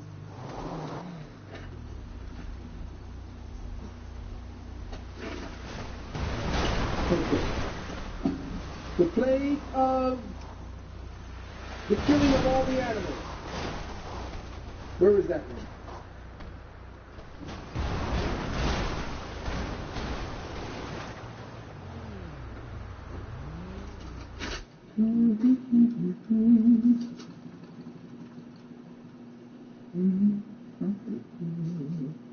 Child murder. murderer. I will kill all the firstborn. The firstborn cattle. Now,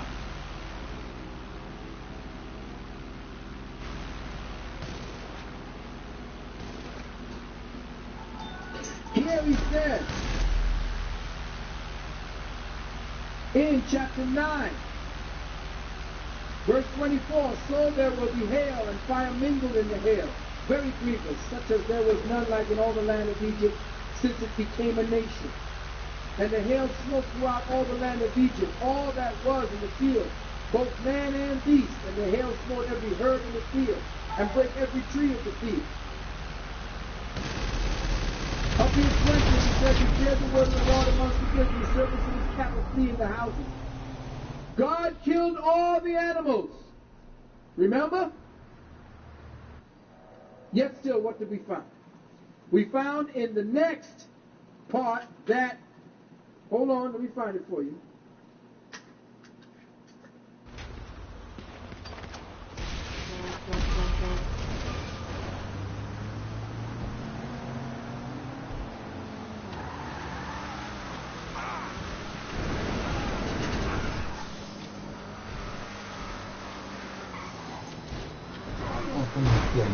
But nobody wasn't killing till you came in here.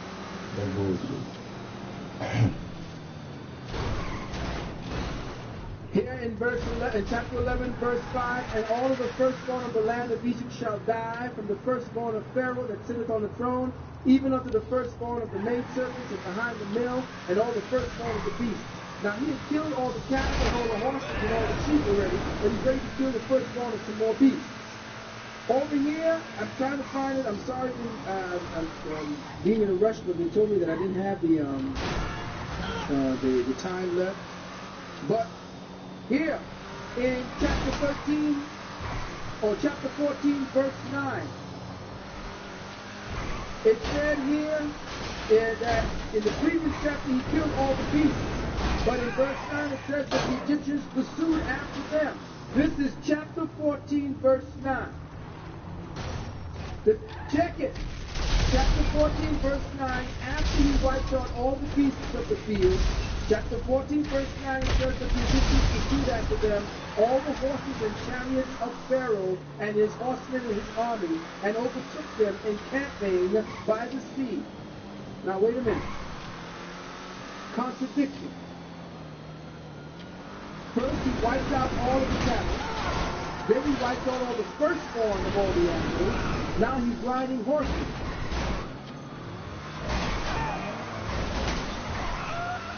I'm sorry that I can't get everything into with you because it came so late. Forgive me on that. But fiction is a lie and reality is a lot worse. We have been told that Moses is coming back. It's Christmas time, it's the millennium, shit's about to hit the fan. Christianity is now on a recruitment drive, and the best way to recruit in Christianity and in Judaism is to put something so fantastic as to move you to believe it really happened. It did not happen. It never happened in this reality, in our reality as a people. But you, by proselytizing and promoting this particular book and believing that this book is your salvation, you Christians out there, you are playing into your own form of slavery, first psychological, spiritual, psychosocial, and physical. All of your slavery is based upon your belief structure. If you believe in things you don't understand, you suffer. You do not understand the truth of the Bible, so you suffer. You are an incarcerated people. You are incarcerated not anymore by your chains, but by your mind. And if you go to see that movie called The Prince of Egypt, without going with your pad and pencil and a critical mind, you are going to be further indoctrinated by the splendor that you are going to witness. And believe me, brothers and sisters, you are going to be in for the truth of your life. It is going to be a magnificent rendition of the story, but you are going to be made to believe that this man is, as he says in Time, new research and an epic animated movie offers a fresh look at a hero for our time. Remember, your heroes are being wholesale to you. Your leaders are being sold to you and given to you. You are being wholesale given a particular price to pay. When a man like this can tell you that Christmas is connected to your emancipation, I will take a few questions about anything.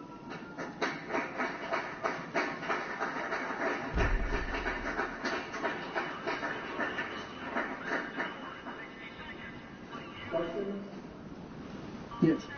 It is everything. I say it again.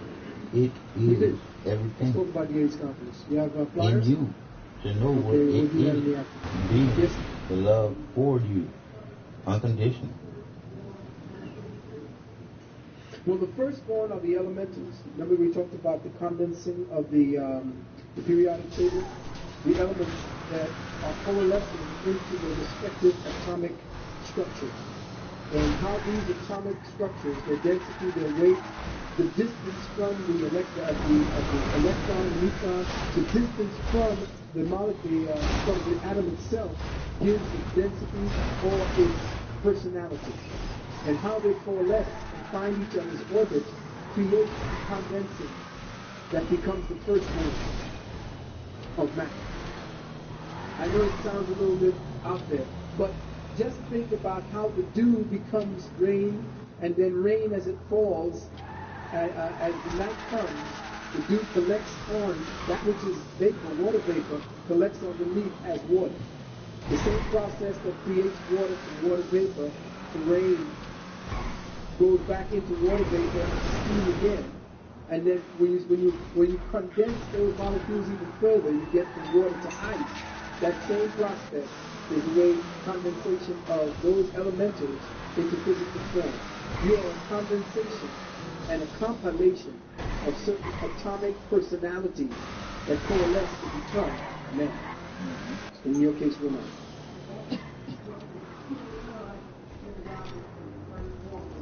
Yes. Right. Their individual personalities die to become the collective one in evolution. Okay? Your body, independent of itself, the eye does not work without being part of the body. So the eye dies of its own personal individualism to become one with the whole. You see what I'm saying? So the firstborn, or those which are the four elements, fire, air, water, and earth.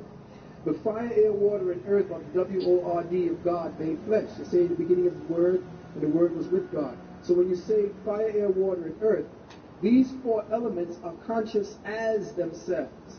It is only when they come together to form the living flesh do they become conscious of themselves. Big difference. So they are sacrificed. The firstborn is sacrificed for the greater good, the greater whole. Yes.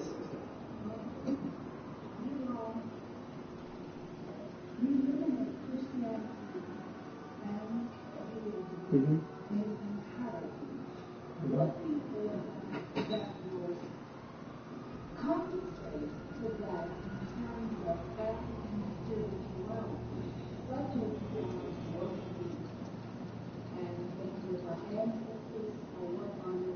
Good question. As far as me putting aside Judaism and Christianity as practiced today, because Judaism and Christianity, Islam, Buddhism, all are fragmented, ritualized components of what was once the mystical system. Our giving praises to our ancestors was not worshiping our ancestors. A person of higher elevation in science does not worship something that they know they already are. They connect with it, and they form certain rituals that represent the dynamics of that which was the becoming of themselves. So the process of their becoming and the process of the mind of God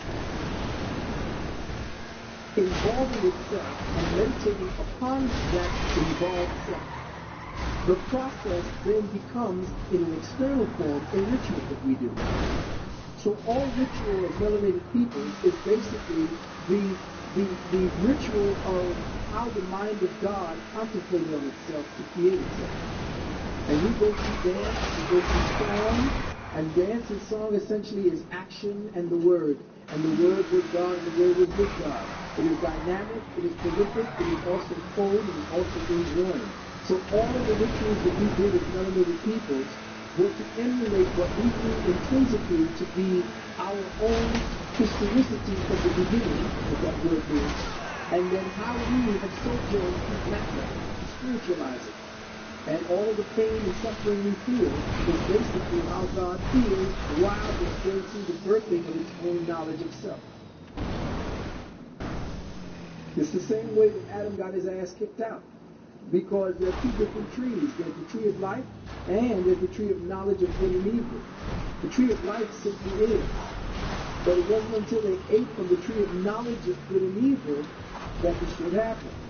Well, the knowledge of good and evil is simply the tree of life recognizing what it really is. And that part that Adam played was to help it realize who it was by tasting of itself. Lucifer was the first redeemer of all of humanity because it kicked God out of its own perfection. God being perfect ain't no shit about nothing. It didn't know its asshole from its elbow. It didn't even know about an asshole or an elbow. So Adam had to be kicked out of Eden because Eden was perfect and perfection equals death. Stasis, no life, no movement. I am that I am. The I am that I am, when Adam got kicked out, became the I am that will be. Big difference. Good question. So what we do is essentially, through ritual, waking up every morning, and in the time of the summer, just looking at the sun's rise. That's ritual. Because as soon as you look at the sun and empty yourself, you become that. And you begin to know who you really are. And really, everything that you learn from books, which the white man writes down in 1,000 billion words, are simply everything that is already written within the genetic book that is you. Everything that you are seeking has already sought you out. And you know yourself. It's just that you don't know that you know yourself. Yes, ma'am. Yes. Yes, the chaos principle is simply God involved in itself. And that's the schizophrenia that people feel. You see, in our time, we didn't combat schizophrenia. In Africa, schizophrenia was something that we went to when somebody was talking from another self. We went and we had counsel from that person. Because the schizophrenic was essentially imparting two different spirits. It was chaos and order. So when schizophrenia came in, we did not vilify it, put it into an institution. We embraced it. We knew what it was. See, when the white man came to black land, he saw us close to the earth, farming, and even Columbus said they had this perpetual grin on their face. They would be easy slaves to make. They did not understand what contentment meant. They were too busy fighting with one another. They were too busy killing one another. They just got introduced to the bad. So I mean, the whole goddamn thing was crazy. As soon as they killed off the Moors, they went into the Dark Ages. So they were killing one another all in the name of this God that they had worshipped. So you had to understand where they came from. When they started coming to America and seeing contented people walking around, we went to war. We went to war because of expansion, not because we had to grind our pockets. Look at that movie, Last of the Mohicans. Did you get Last of the Mohicans, the new version? Did you hear the time when they went up to Seneca? And he was talking about the Yangi, and the white boy was raised with Chingachgook. And he was saying, you're going to turn out being like the Yankees, take more land than he needs, take more food and steal food more than he needs. Is that how we're going to become? Contentment and living close to the land, he did not know who he saw. When he saw people living close to the earth, he did not understand that the greatest technology was nature. And that this pseudo-nature he has, called the virtual reality, called cyberspace, is his effort at creating his own version of Eden, his own information highway. His information highway is essentially our spiritual path. but he has no spiritual understanding. He takes from everybody else's spiritual legacy and he creates the new age. He is a culture bandit. That's why I call Steven Spielberg a culturecidal fascist. Most of the new age are culturecidal fascists because they go and they learn from the shamans, they steal from the Native Americans, they go to the Africans and they tell you all about the fact that these little loincloth wearing people, and they come and they give you these $1,000 seminars. European man told me nothing spiritual ever came out of Europe. He told me that. Nothing spiritual ever came out of Europe. And he was right. He was right. Everything spiritual. That's why the Beatles ran to Maharishi. Why do you think the Beatles ran to the Maharishi? Because he couldn't find shit in Christianity. Couldn't find shit in Judaism. And they had to kill John because John was getting ready to come out with a whole new movement. When he wrote that thing, imagine there's no heaven. Oh, shit. Kill this motherfucker. Quick. Kill him quick. And no religion, too. Imagine all the people. You go back and read that. Get that. And they really got the Dylan. What's the boy named Dylan? Bob Dylan? He was taking Lubavitcher lessons around the corner from our hotel. He used to roll up in the camera. Then he's never seen. He turned me real quick because he, John Lennon, and about two others of the early folks are coming back to do another serious resurgence. Like what Martin Luther King and Malcolm X have done.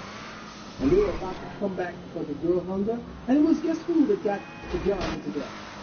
Who he married to? Yoko Ono. That is spirituality. And the thing about John, and I will always appreciate John. The thing about the Beatles, I can appreciate John because every time Paul was an asshole. John understood who the darker races were. And in a Playboy, I believe, or what is the other one that was like Gucci? Penthouse. He did one of the most scathing revelations about the Beatles. Every one of the songs that they were asking him about, he did the black version. He said the black version. Remember that song? She loves you, yeah, yeah. And you know, he goes, ooh. He said, oh, that's Little Richard. He went down the whole skip. When Rolling Stones and the Beatles came over here and they were mobbed by all these little white girls, he said, what the fuck is all this? And they said, what all we do is copying your black we learned Muddy Waters, Bo Diddley, Steppenwolf, we know. How come you chasing us down? We just imitating them. They didn't know about racism. They didn't know about the music industry doing what they did, but John came out and spoke about it.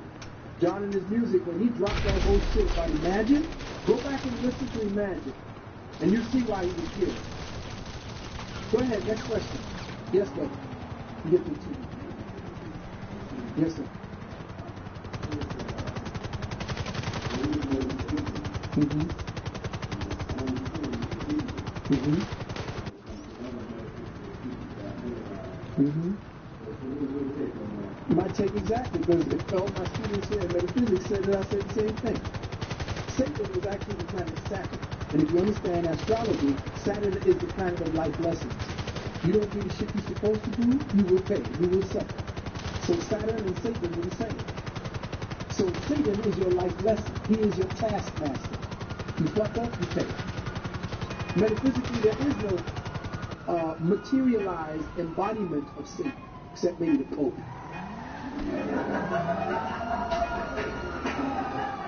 But as far as anybody walking on two legs, like Jesus Christ and all of that, these are lessons, just like all the heroes of all of our stories. You're supposed to be stupid. They had nothing to do with living. I can't read or write, but I'm not stupid. You know, they keep talking all this shit about Alexander the Great. Alexander the Great wasn't shit compared to Hannibal. Alexander the Great, imagine you got 22-year-old brothers on the street, can't read and lick past the 4th grade, and Hannibal was 22 when he conquered Rome. 22, and did it 3 times. He kept Rome down. It was so bad. Carthage was so bad. That neighborhood was so serious. It was like the Harlem of the Mediterranean. It was so serious that they said that Rome said, listen, we got to kill every fucking thing in Carthage. We don't want even the dogs to come out here because they might get kicked out. So what you call a Carthaginian solution means to kill everything. So they raised Carthage, killing everything, man, woman, child, beast, everything in Carthage, so that nothing could raise from Carthage again. Because of what happened when Hannibal and his father came out of there, Hannibal Barcus. Why is it that we ain't getting a story about Hannibal? Why we got to have Victor Mature playing Hannibal? The other thing is, why we got to be all about Alexander the Great, the Greeks? He looked upon them and he lamented because there was nowhere else to conquer. What a shit. You got to deal with Genghis Khan because you didn't get all of Asia and you weren't knocking on the door of Rome when you got a message that your father had died and you changed your mind. And what was Genghis Khan? Genghis Khan was a man who looked like you and me. His description in history was that he was dark and ruddy. Anybody I know is dark and ruddy is up sitting in here. And his hair was matching. That's how we know about it. When you bump this back and see that they're cold. That's bullshit. Wherever Genghis Khan conquered, nobody did anything unless the Khan said so. Women could walk at 2 o'clock in the morning, anywhere where his domain was. That's how bad Genghis Khan was. You never hear about Genghis Khan. Because it'd be too much like life. Look, sister.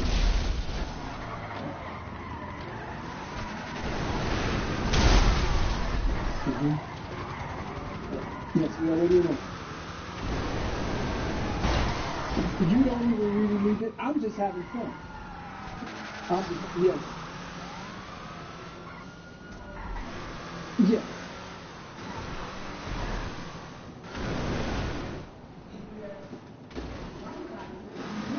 Yes. Yes. Yeah. Yes, you do. You have something they want, remember?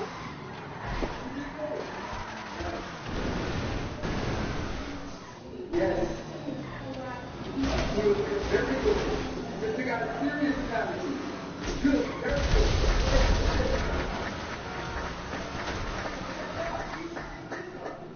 There is a movie, a double D movie. It is a D movie. It's called They Live. Go get that by John Carter. I like John Carter. And you will see the same thing.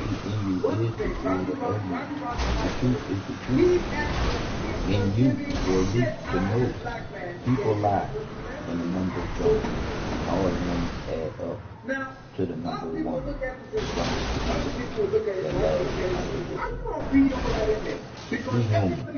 We hate. Even though we don't know what hate is. Anytime a black man and a white man are in the same scene together, automatically your eyes go to the color. That's why not too many of us go stars. Okay?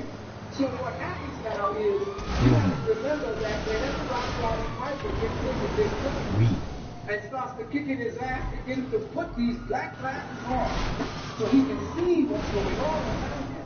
The brother says, man, keep this shit. I don't want it. I'm fine. Stay out of my life. Don't bother me. That's the same thing.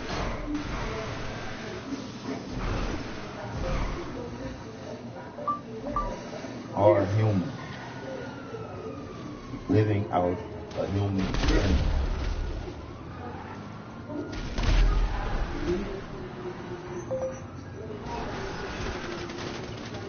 Yes. Well, we are seeing the disengagement of governmental participation by the people. Hate You because have you're what's known human. as a friendly fascism is about to come about. The Constitution is going to have to be suspended because of Y2K. And things was already in place. You already are being conditioned for the type of police force that is going to take it. There's a national police force. All police forces have been brought up under the military jurisdiction. The police force that comes to get you now, if there's a problem in your house and it looks like you're crazy, you're holding a butcher knife, These police, if you look at them, and you saw them in, what's the name of the one that, what's the movie that the Kuwait holds hostage again? He holds these guys hostage. Huh? Not siege. The other one, negotiate. Now when you look at the negotiator, you will see that the new type of police, they are paramilitary and they wear the Nazi helmet. Look at these helmets. They are Nazi helmets, they are in black, and they have no marking. They wear a mask. You don't see who they are. They live amongst you. And they call to duty at any time. Fascism is here because at the end of World War II, they imported all the fascists here. Under something called Operation Paperclip. Operation Paperclip brought all of the Nazi doctors here. All of what you know to be... love is one way, what is this all particular day, every day, name that they give to somebody who just wants to breed superior people again? Why hate if you don't know what hate is coming from you? Think about it. For yourself for a change. All of the master eugenics came out of Nazi Germany. Even Alexis Carrel, who wrote the book Randy Unknown, which is a great book. He was a eugenicist. But know that knowing is better than came in and believing. became part of the psychiatric So know association. that we always talk to be. Nazi, I was saying, NASA was built by Nazis. The Russian scientists, they took out of Nazi Germany. All of them, yes. The symbol, everything. Rockefeller funded the Nazis. Prescott Bush, the father of George Bush, handled the money for the Nazis over here. The Vatican bankrolled Hitler in the first stages of the Nazi Party. Everything about the Nazis, they escaped. They have this place in the Antarctica that they went into the Soviet Union a long time ago. These sources that you see ain't got nothing to do with extraterrestrials over here. Why you but think they you have told me not to ask questions when you get tired? Civilization people, Nordics, mixed, look like Nordics and Icelanders. Hello? And they live, and they're called Heartlanders, Heartlanders. And this thing was very going into the North Pole and even going to the South Pole again. That was not an expedition to scout the South Pole. That was an expedition to find Hitler's base that was based there. They found New York. Check this out. You can read this in the record. How is it the British were exploring the and you're using an aircraft carrier to destroyers and submarines? There was a task force. And they went out with Swiss orders to bring back Nazis who had escaped. They had the flying disc, all the prototypes. They went what's his name? Flew into the North Pole. He flew into the squadron. They shot him down. These discs shot him down. And when they shot down, was it Perry's plane? Ass tools, man. He was ass off and said, "Don't come back." They didn't tell you about that. They fly. There's a no-fly zone. Nobody got it. Yeah, no. There was a magazine out called Look. And they took a shot from outer space, and they showed a hole at the top of the North Pole. They now airbrush everything. Every time you see a picture of the Earth, they airbrush it now. So there are many things going on around you right now that will dictate how fascism will be accepted by you. The fact that Clinton is yelling for his constitutional rights, when he was the one president, he was a closet Republican, who has done more to destroy your rights than any other president. He's fighting for First Amendment, Second Amendment rights. The Constitution has been abrogated. If you don't get rid of all of your contracts now and find another citizenship for another country and nationality, because of the fact that they will have to go when the stock market crashes, you now will be held by the international bankers in prison for non-payment of the monies that you said by your contract with the Social Security that you would pay them back. That's why it's so easy to incarcerate you rather than give you a desk appearance ticket anymore. A desk appearance ticket does not pay for you now anymore. Don't you know that a ticket that you get is nothing more than tax collection? It's revenue gathered. Taught. You do not have law anymore. Taught. All judges are no longer judges. They are members of the military. They are magistrates that are managing the bankruptcy of the United States. Trapper at March, I think it was 1990 or 91, he said, Mr. Speaker, we are here in Chapter 11. What the fuck does that mean? Except that we are bankrupt. Clinton went 3 places when he was elected the second time. He went to England first, right? Then he went to Germany, or Australia, then he went to Germany. He went to England to deal with the Rothschilds. He went to Australia to deal with the Rockefellers. And he went to Germany to deal with the Warburgs. He refinanced the American debt to the tune of $5.2 trillion that you owe January 1st, 2000. You think about that, brothers and sisters.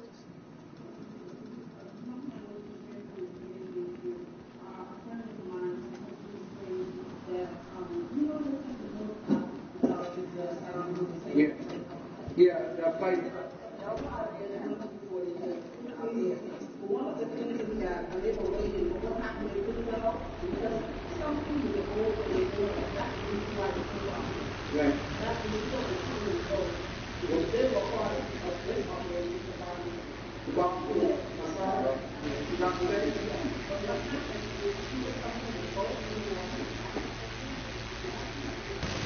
Well, you know, the first thing is, well, let me tell you, first thing. Saddam Hussein and Bush and all of them get together at something called the Bohemian Gathering.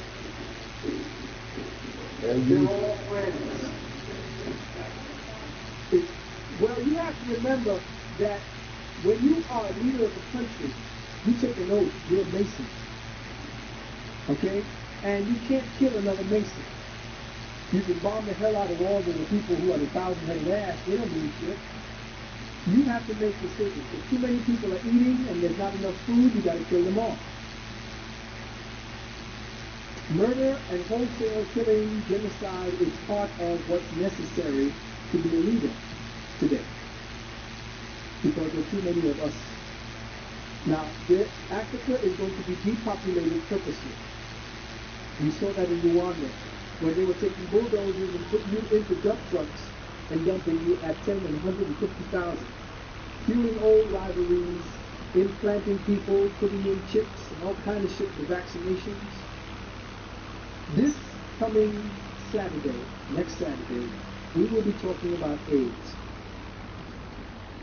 AIDS. You believe that AIDS really exists. We got two women, one who is from the American Council, the African American Council on AIDS, what was her name? House? Deborah Ann House? Deborah Fraser House? And some other woman. Oh, we want Barbara Justice there too, won't we? Yeah, we'll work on it. But you believe that AIDS exists when AIDS does not exist. There is no such thing as AIDS. It's a lie that you have swallowed wholeheartedly. This AIDS conference is coming up now, and there are going to be people there that will be proponents of the fact that AIDS does exist, and there are those of us who will tell you that AIDS is a figment of your imagination. It is a disease of the media, essentially, because you believed it. It's a rampant, blowing, festering disease of the media. Now understand very carefully. AIDS, as you will learn, AIDS means acquired immune deficiency syndrome. That's what they tell you. But if you look at the word broken down into their fragmented parts, and you know Western science always likes to fragment shit, acquired means something you get. Immune means you can't get it. Deficiency means you don't have it. And syndrome means you just might get it because it keeps coming up and then it don't become. What the fuck are we talking about? It's double speak. It's the double speak coming at you so that it will infect you with double think. And you don't understand how your mind is being played by the wordology, or what I call the medicalese of the Church of Medical Science. You have to be very cautious at what doctors are telling you because they constitute a priesthood as well. This is a Bible for you to believe that a God is coming down to rescue you. If you go into the medical schools, that too is a church to tell you that God's servants are here to save your life. because everything in medicine is based on a belief structure. They operate within a very, very limited vacuum of rules and regulations that have nothing to do with life.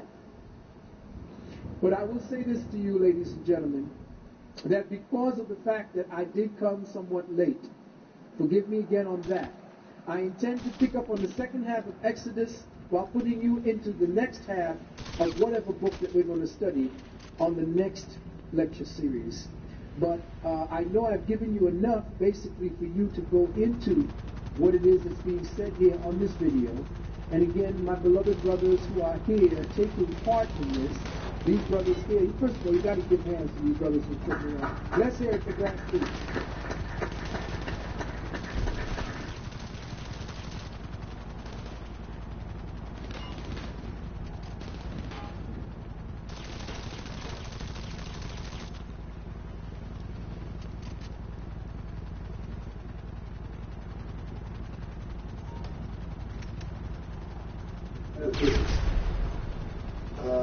I can decipher what they have gathered together by their observations, and then based on my expertise of studying the unseen realm and all the laws that govern the unseen realm, I can speak to you about how I have, through what I know, interpreted the data. So first and foremost, the science of genetics is another form of fragmentation of the study of the whole by a spiritual body that we call the human being. More and more, as we advance in the study of man, humanity, we begin to fracture and fragment the physical temple into ever more microscopic vineyards. And we have come now to the phase of knowledge where man is now seen as an atomic structure created or formed into a molecular structure, which in turn is formed into a cellular structure, and from that cellular structure it comes out into the different forms of intelligence that we see walking the planet from the DNA. All of the different quote-unquote discoveries that we're getting today is based upon the perception that present man has of himself, or the present church, or religious venue of science. Science is a form of religion. Just like politics is a form of religion. Religion is a form of religious thinking. It is the marginalization of thought or certain abstracts into a formula. And then that formula is meshed over, and you take a piece, I'll take a piece, and everybody has a little piece, and we'll see what they can extract or mold out of that little piece. Genetics is simply one of the branches of the mold that we're studying. And it's interesting that the more we find out genetically about ourselves, the more we get to that little black box, which no one seems to want to speak about except us, and that is melanin. We speak about DNA because DNA is almost neutral in its context. Everything that has a biological basis has DNA. So does rocks, dirt, everything has some form of DNA structure because it is part and parcel of a living, breathing, sentient, conscious planet. So there is no part of what we live on or what we participate in that is not conscious. Not only of itself, but as itself. So when Brother brought this particular information to us, what happened is that every time there is a new breakthrough in science, and I know that there are other metaphysicians and other spiritual people who know what I'm speaking about, but every time someone comes to us with something new that science has discovered, the occultist, the metaphysician, the one who studies the spirit, already knows what that formula is. We just have not yet interpreted the language that they've used to describe what they've discovered. But once we get a chance to look at it for a while, we know, based upon the science of metaphysics and the study of the occult realms that our ancestors have studied, we know what they are touching upon and what they are looking through. So we may hide behind these codes, which probably, if you punch in the letter DNA, you probably get right through it. You have to see that his constant fractionalizing of life is based upon the way that he sees through the prism of his reality. He cannot see or abstractly understand and understand whole beings or whole things. The Caucasoid has a frame of reference that cannot see the wholeness of a thing. He may be able to describe the surface of it, but his ability to interface with that thing that he's observing, he does not have the mechanism, the crystalline mechanism necessary for him to access that. Or there are many who have crossed that line by studying ardently and religiously, so to quote, and fervently with the dark-skinned masters. But they still do not engender the immediacy of the spirit. They have to describe it in abstract forms through their formulas and what they believe they see as we consciously move through ever-evolving stages of the spirit. So every time the spirit becomes more and more evident within each of us, he discovers a little something different or more about himself. But you see, we've already put that into fossilized form as peoples of color around the world through the way we dance, through the way we sing, through the instruments that we create in order to interface with that sound like frequency of vibration that we call the Spirit of God.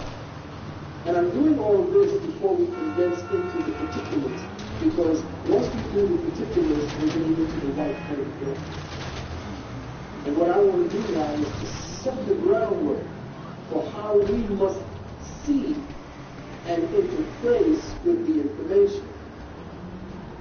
We as metaphysicians and occultists know that every time science discovers something, we know that it's there catching up to the metaphysics, catching up to the spiritual, catching up to the occultist. There is nothing that he will ever discover that is not already known by the very few people who still retain the ancient wisdom knowledge, the ancient wisdom sciences, the mystery science that they talk about in ancient times, the shamanic sciences that they talk about amongst the indigenous people. We already know it. But it is necessary because our children are caught up in this paradigm where everything needs to be fractionalized, torn apart, eviscerated, torn up into pieces, ripped apart, so that you can see how the little pieces work. That's fine. We'll do that. But we must never lose sight of the fact that with every discovery in his own fragmented inner thinking, we must take that discovery and put it back into the piece so that we see how the whole operates. In that way, we won't end up making machines that tear down whole forests, that rip up the sky, the water, because he is so estranged from the living beingness of this planet. He can, without any conscience, without any responsibility, do what he's doing at the time. Because this is the way he sees science. He sees what life is. It's just things for him to rip up instead of consequences to that responsibility. So I must place into the record that his ever deeper incursion into the study of DNA is his ever deeper incursion into the study of dark matter consciousness, which is the study of life. Because melanin is the intelligence that makes the spirit real to us.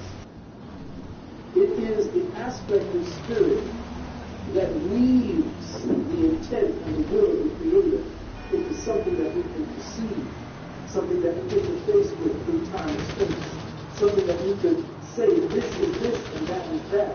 It gives us depth, it gives us perception. Melanin differentiates the one spirit into the many things that we witness as reality. So the study of DNA and the study of genes is the study of melanin, of which the first peoples of the planet have the abundance of. You see, when they mined us, when they stole us, when they captured us, when they came over and they tore up our ancestry and destroyed us, they knew they were doing the same thing that their scientists were doing, ripping up the melanin, tearing it apart, taking away its homogeneity, its oneness, and its unified form of the world, and fragmenting it into all these different tribal mentalities that separate us one from the other, have us fighting one another, just like he's been doing. So he's ripped up not only us from the earth and from our places where we were indigenously, he's ripped up our consciousness. He's torn melanin into shreds. He has miscegenated us so that we no longer can tap into the deeper dark matter consciousness that is our legacy within the seventh part of our brain.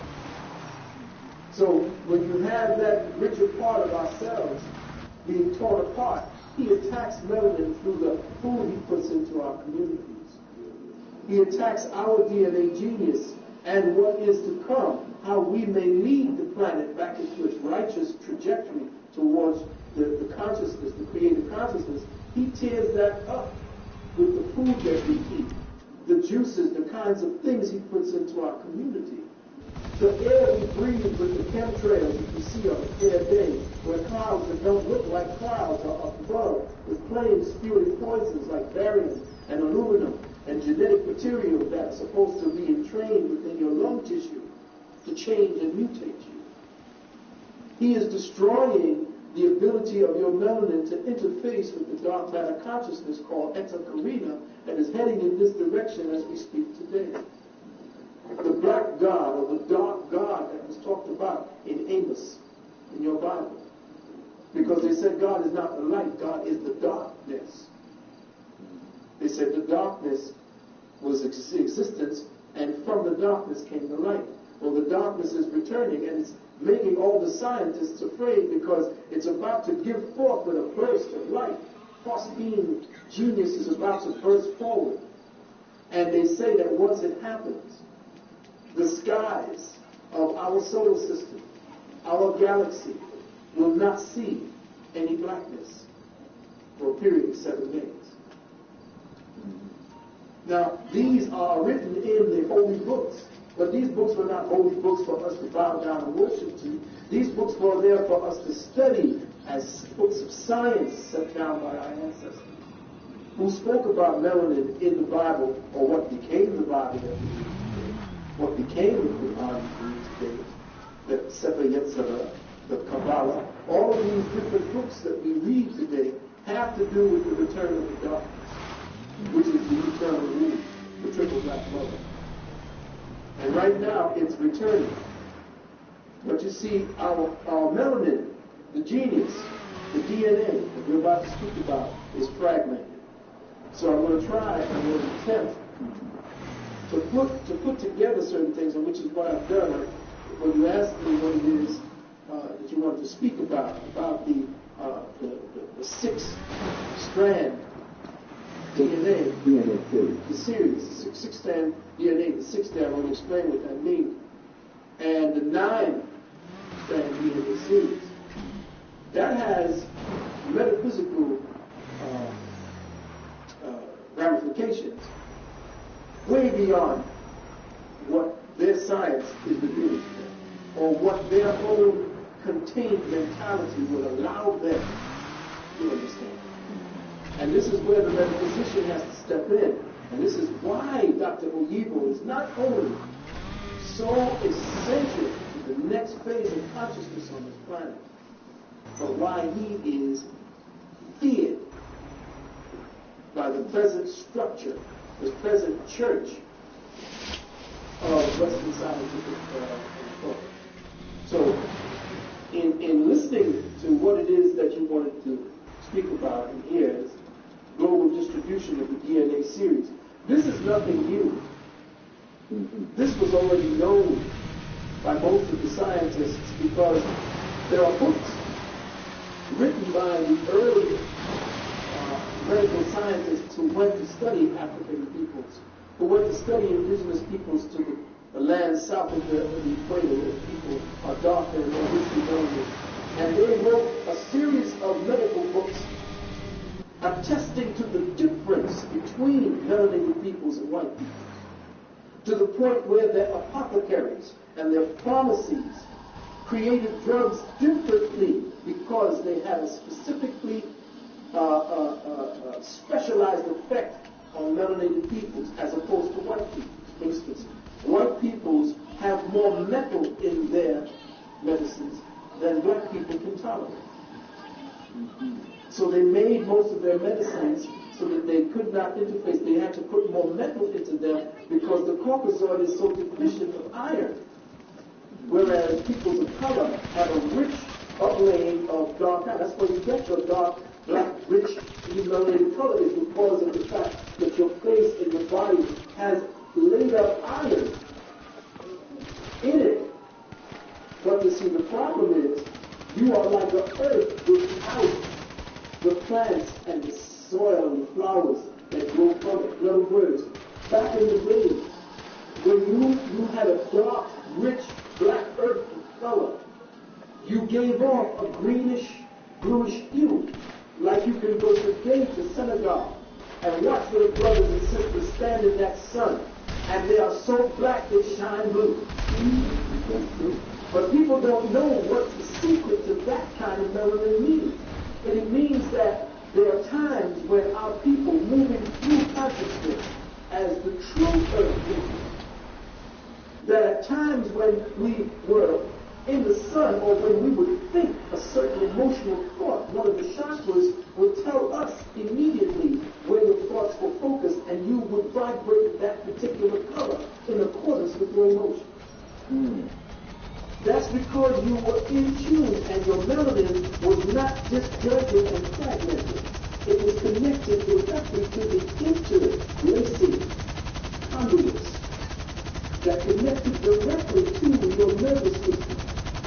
And that nervous system, through its own conduits, connected directly to the etheric body that you had, which is called the breath form, which you commonly call the soul. So your soul, through the nerve estuaries and the electromagnetic wiring in your body, connected you directly to your skin. And the soul had its outward representation in the way that the molecules of the atoms formed you to imitate the triple blackness. Because from the blackness came the light, but in order for the light to know itself, it had to do power back to the blackness. So what happens now, we don't understand what color is. We don't understand the science of melanin, what I call dark matter consciousness. And in thus doing that, we do things unconsciously in the spirit. That's why religion is such a, how do I say, such a deep, intoxicating, and addicting substance to doctrine. That is the number one place where they can defer and deter the consciousness of black people by setting up a structure to intercept the true spirit. And the one structure that intercepts the true spirit is religion. The dogma of religion are to take us away from actually interfacing with the true voice of God that will tell you the name of the Creator. Because your DNA is linked to your melanin, and your melanin to the pigments on your skin. And that's how we had all these different names for God. Not Jesus. You didn't have these names like Allah. You didn't have all these names. These names came and were fostered upon you. Because you had names like that was the sound of the cosmic resonance of the drums and the way the Most High spoke to you, so you spoke back the name that was given to you directly. He didn't need a second-hand interpreter to give you a name for God. God already gave you its name wherever you were on the planet, because the name that you called God where you were on this planet was the harmonic frequency necessary to keep the balance of the overall planet in place. So when this Caucasoid came around and began ripping up all of your religious sounds and your music and the way you spoke directly to the Creator, it ripped up and tore apart the planet so much now that it begins to wobble. The planet itself today wobbles because every one of us is calling out somebody we never get. So you know that your melanin can be used to keep you in the prison because it's easily infected with disease. And that's why we must know ourselves from inside out. And if this is a chance for me to speak more deeply upon what it is we need to do, you know I'm going to actually do my best to be here to speak on it. Thank you. He can speak on it because he done went through the schooling. See, I can't read or write, but I'm just saying where it comes from. For us to understand and understand around what this DNA situation is and what this whole concentration on genetics and what's going on with the genetics of disease, and we found a gene for cancer and the gene for leukemia and the gene for that. You can go down to Woolworths and find genes. There's genes and everything biological. But he needs to do that. He needs to think that he is in control because he is going to poison you with what he finds. He can't do anything good with what he finds. Nothing. That's why you're a doctor. A liar. That's what I call a doctor. A liar. Only doctor that's really worth something is the surgery that you go into when you come in that bitch. That's being an amazing motherfucking accident. That's the only doctor that we really need. All the rest of them bitches ain't number a bunch of motherfucking crooked ass liars. So his control, his science is to find out what may harm you so that he may stay in control. There is no difference. There is no upliftment in his science because he has completely extricated the principle of the deity of God within all of his science. You cannot find deity in any of his sciences. Therefore, it has to be symbolic. So the study of genetics, the study of medicine, the study of all of the biologies that he has is a satanic study because he does not believe that a divine intelligence operates all things. Now, if I may ask you a question, if you prefer this to go completely and interject questions on the end, I'll try to do that. Good, but let me put this down because in the question we have been answered by what happened. Okay. So let me just give some rudimentary things now. Simply put, DNA, or deoxyribonucleic acid, makes RNA, ribonucleic acids, which in turn, ribonucleic acids makes proteins. Everybody knows what a protein kind of is. Proteins allow things that are called amino acids to be registered messengers. Okay, so I'll show you what I'm talking about when it comes down to, say, for instance, to the DNA helix. And we'll deal with the DNA helix like this, because this is the simplest waveform that we can see. This is not, let me just say this first. DNA is not what you think it is. This is simply an abstract model by what science has done to simplify what it is. Okay, that's all it is. So when they show you this fancy model with all these little things all over it, that's a clinical model. But they don't all look like this. DNA is simply a wave energy pattern crystallized into a gelatinous mold. Okay? And the reason why it seems like this is because we're stuck. I'm going to get into that. So DNA makes RNA, RNA makes proteins, and proteins allow the amino acids to be the registered messengers. Each amino acid is different, and thus duty. So amino acids are little messengers that attach themselves along the DNA. And I'm doing it extremely simplistic because if you get in contact with this guy, he will start getting into the church of his own scientific church. Huge amount of gobbledygook that simply doesn't do anything because it's their own language. It's their own way of estranging you from what's going on inside of you. So, each amino is a microprocessor of light signature frequencies. Okay? So, when you eat, or when you breathe in, or when you drink water, or when you take in anything that's real food, the breaking down of substances, especially the stuff that you breathe, essentially comes from what your environment gives to you in the form of a breath. So as you breathe in or as you eat in, certain things become digested, not only in the lungs, but in the stomach and everywhere around. Even knowledge and the sitting and learning is a form of digestion, which creates a certain type of etheric amino acid that is not yet detected by them. Okay, so I already drove you forward maybe 10 years to what they're going to discover somewhere down the line. But when you breathe in, your alveoli in your lungs acts as condensers and compressors of cosmic solar material that is in the air that you breathe. Now a lot of people say, well, it's in the air. How can I go see it? Well, you can tell that air is a form of atmosphere, or almost like a water-free kind of atmosphere. If you will put your hand outside a car, for instance, and you feel that resistance as you're moving through it, and you can do this, you feel it. There's something actually feeling against my hand. Well, you're like a fish in a bowl, but you are in a more refined atmosphere. You see, so in this atmosphere is a whole other universe. You're living in a terrarium, an open terrarium or open aquarium, with a kind of water that's so refined that this is the way that you breathe. Like the fish breathes, the deeper and more condensed form of this same thing.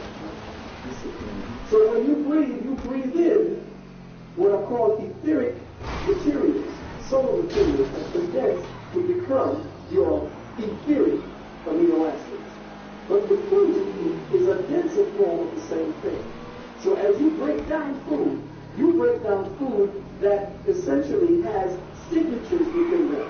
The enzymes, the proteins, and the fats, and all the different types of glycerides, whatever it is that you have inside of that food, begins to break down to make certain proteins and sugars that begin to attach themselves along the DNA.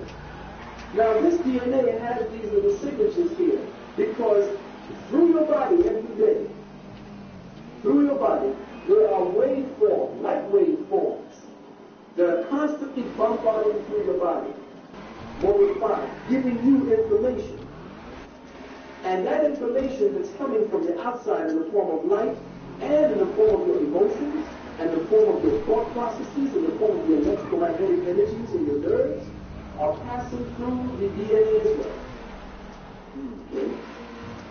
Now, each amino is a microprocessor of light signature frequencies. It's an antenna for the reception of light codes. Now, let me be very clear about that.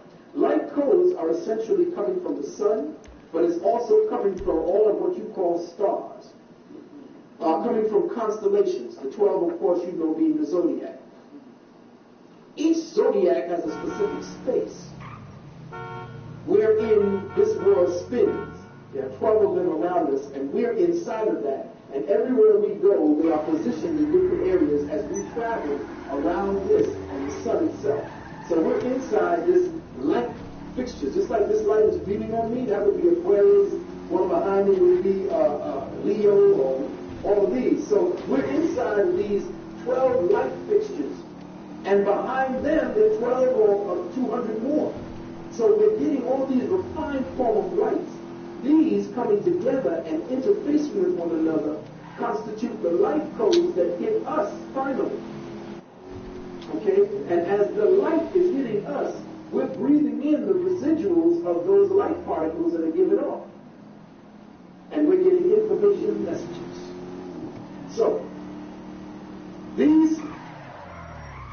proteins and these amino acids are micro chakras, and I'll explain all of that, all connected to the 7 primary chakras.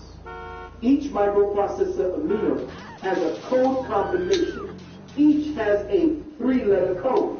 So you can imagine now that the microprocessor amino has a 3-letter code. And we're going to get into showing you how a 3-letter code. These are chemical codes used to articulate different combinations of carbon, melanin, hydrogen, melanin, oxygen, melanin, and nitrogen, melanin, but that they collectively go into the constitution of aminos created to receive specific light code instructions. There are 20 known light code antenna processors presently identified by Western medical science. 20 known antenna that define the biocosmic temple we call the human body. The human genetic code is comprised of 64 possible code variations that we call codons. Now, if you know anything about the ancient I Ching, what they call the ancient Chinese way of dealing with reading, it's called I and then CHING.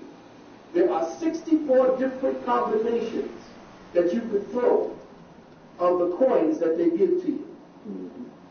And those 64 combinations of 3 are directly linked to how the code. So if you know how to do I Ching, you can judge what is going on in the human condition based upon your sympathy with the energies of the planet. You can throw those I Ching coins, 4 I Ching coins or the 3 I Ching coins, depending on what system you use. You can throw those I Ching coins and read what's happening to you and interface, because all 64 possibilities have a code next to them that our ancient ancestors wrote down. Okay? And they're linked to the so-called DNA.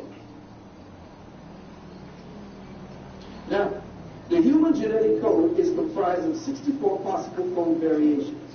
It is these 64 variations that represent the limit or the wall of our perception for Western science. And this 64 code variations that I explained is, to Western science, a complete mystery. There is nothing beyond it, because the present perception of humanity and science cannot go beyond the 64 coded wall. It's like 64 bricks to this particular wall that they cannot see beyond. The mystery is that there are 64 possibilities, but only 20 light code antenna keys turned on and are in working order. So, if we know that there are only 20 possible variations within the chemical codes for aminos, and there are 64 possible code variations, it means that 44 code variations that would then link us up to a higher reality within ourselves are missing. Now, here's this man coming along to say that in the southern regions of Africa, below the equator, right now, at this point, there are evidences of people that are supposed to be primitive meaning first, but to them, primitive meaning idiotic and savage. But not understanding that these people hold on to the primary code keys that humanity had when they first fell out of spirit. If they found 9, understand that there are 3 that's only missing from them, and 6 missing from them. Because the first stages of being able to climb out of the present perceptual paradigm is to link up to the 12 DNA series. He only got to 9. And we're going to explain what that means. So here we have a problem with the amino sequence. Let's just use one amino acid, the amino acid leucine. Leucine. Now, the amino acid leucine reveals something very deeply in us. I mean, it shows something that they have found out in us.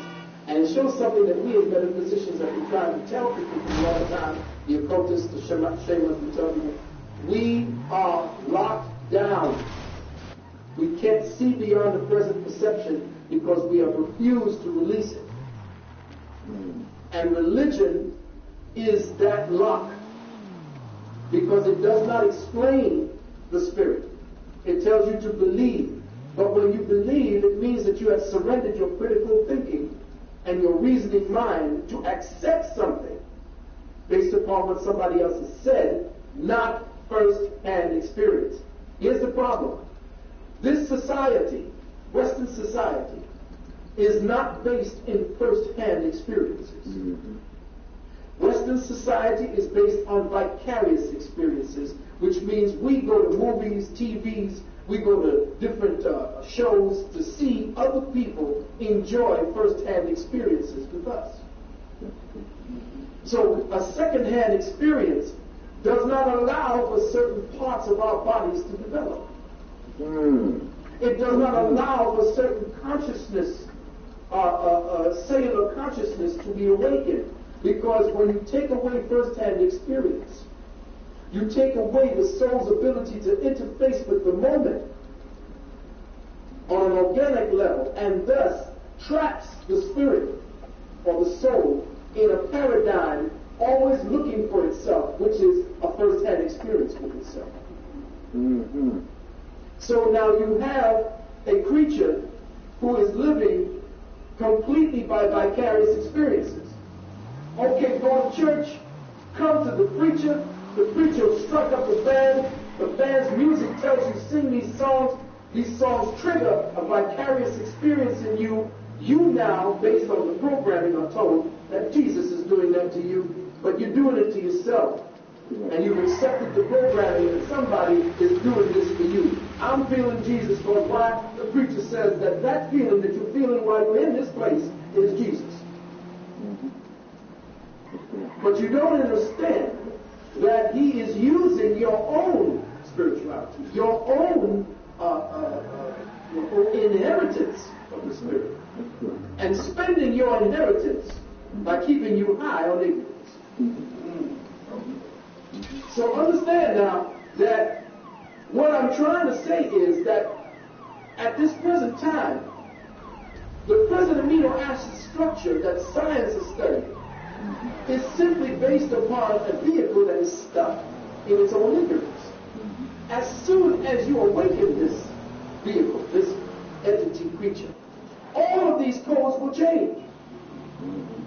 In the twinkling of an eye, didn't the Bible say? But you can't do that if you keep the eyes blind and the twinkle out of them. See? And the knowledge of oneself puts the twinkle back into one's eye. But understand this. Now, the aminoleucine looks like this. U, A. These are the way that they are set up in sequence. UUA, UUG, and these are the way the proteins are set up. The protein aminos are set up. CUU, CUC, CUA, and CUG. Now, if you're looking at it, we have 6 completely different chemical combinations, but they all still add up. These 6 different completely chemical combinations. These are 6 completely different chemical combinations for amino acids, but they all add up to leucine. Which means, and this is happening throughout the whole DNA helix, which means that humanity is stuck or locked down in a consciousness of redundancy. The consciousness redundancy that we are presently locked down in means that we can't see to the next phase of our development in the journey of life. And what has happened for the last 2,000 years is that a force has been placed upon us, has been imposed upon us. We have been forced into this reality to believe something that you don't understand. And you know what Stevie said. You believe in things you don't understand, you suffer. Superstition is religion. And what is religion? but superstition. Understand and understand that our redundancy, the reason why we are continuing to be at this pace, constantly suffering as people of color, is because we have played into the illusion. We have adopted an alien perception of reality. We act to give life to this corpse, this Frankenstein that was created on the slab. You know what happened when Frankenstein was born. Our electricity, our life force gives life to this Frankenstein monster. And what happened when it got up? It started tearing up the village. So it's our focus of attention to the church, to the politics, to the education system. Those are all the limbs of the Frankenstein monster. The more we give our children over to that, the more energy we give to the Frankenstein monster. And then we turn around and wonder what's happening to our village. Because the children you send into that beast, into that laboratory they call the classroom, comes back as the Frankenstein monster. That's not your child anymore. It's being genetically changed, altered in consciousness. So the monster lives. And the redundancy continues. And you get another a newspaper where another brother is shot. Another sister is raped. Another child is abandoned. How much longer is this thing going to go on? As long as we continue to think in redundancy, this is continuing to happen. And we have now become addicted to our own comfort. Miserable as we are, we're still addicted to this semi-comfort that we call reality. If you want to truly change, you have to suffer. Period. If you pull away your electricity and say, I'm not using electricity anymore. If you say, I'm not going down to the Piggly Wiggly, I'm not going down to the A&S, I'm not going down to any of these things and feed this Frankenstein. You watch this thing come tumbling down like a house of cards. But you got to remember that your Negro preacher, your Negro politician, your Negro educator is there constantly wanting to go and pay homage to the monster. Because that's who he's plugged into. I didn't care that Sharpton was speaking at some Democratic National Convention. That ain't going to change Harlem. Harlem is dying. I ain't going to give that away. Yes, he did. That's your other Negro politician. They're there to serve the illusion, to serve Dr. Frankenstein. And it's your DNA that's being perverted every day by the way that they're putting their food there. Converting the foods and perverting the foods and going there and eating anything and everything that comes into your community. And eating is a form of communication. Know that. I spoke about that in my nanogenetic mind control. That when you change the genetics of the food, you teach the genetics of the human being. Because when the human being consumes that food, it begins to pervert the genetics. So you can genetically mind control somebody without lifting a finger by simply getting them to eat the food that you're perverting. And your body no longer is going to be the same. The legacy that you have from your genetics, your sperm and your egg, will no longer be the same genetics passed on to that child. And that's why you have so many faggots and homosexuals and lesbians running around today. I know you're mad at me for what I'm saying, but somebody's got to say it. At the end of every civilization, there's one thing common to all of them. Greece, Sumer, Kemet, all of them fell. Just when homosexuality was. Go back to all of the histories and see if I'm lying. And that's based on perverted genetics. So understand that what we're doing right here is not just putting off the top and putting up theories or what do you call it. This is a science that they will never teach in school. They'll never teach you to young genetic student. Why is there such a redundancy just to one amino acid? Because the redundancy is the effort of the body to find an escape route out of the present condition that it's in. Maybe this combination might do it. No, you did something here to stop this from converting out of or evolving out of. So then it created this one. And then this one. All of it indications of the body trying to find a way out of it because, as a byproduct of life, it is in motion constantly. You stop it with emotion. But one thing about science that they teach you is that science and life and all that lives, all that is science is about movement and motion. And when you stop motion, you stop life.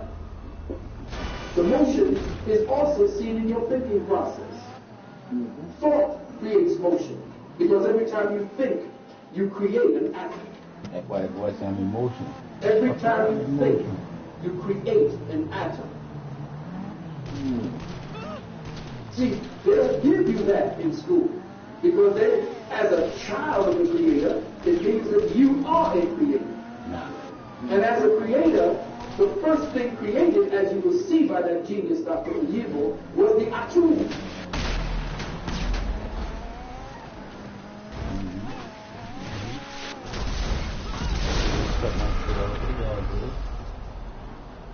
I can go from there myself. It's all in you to know.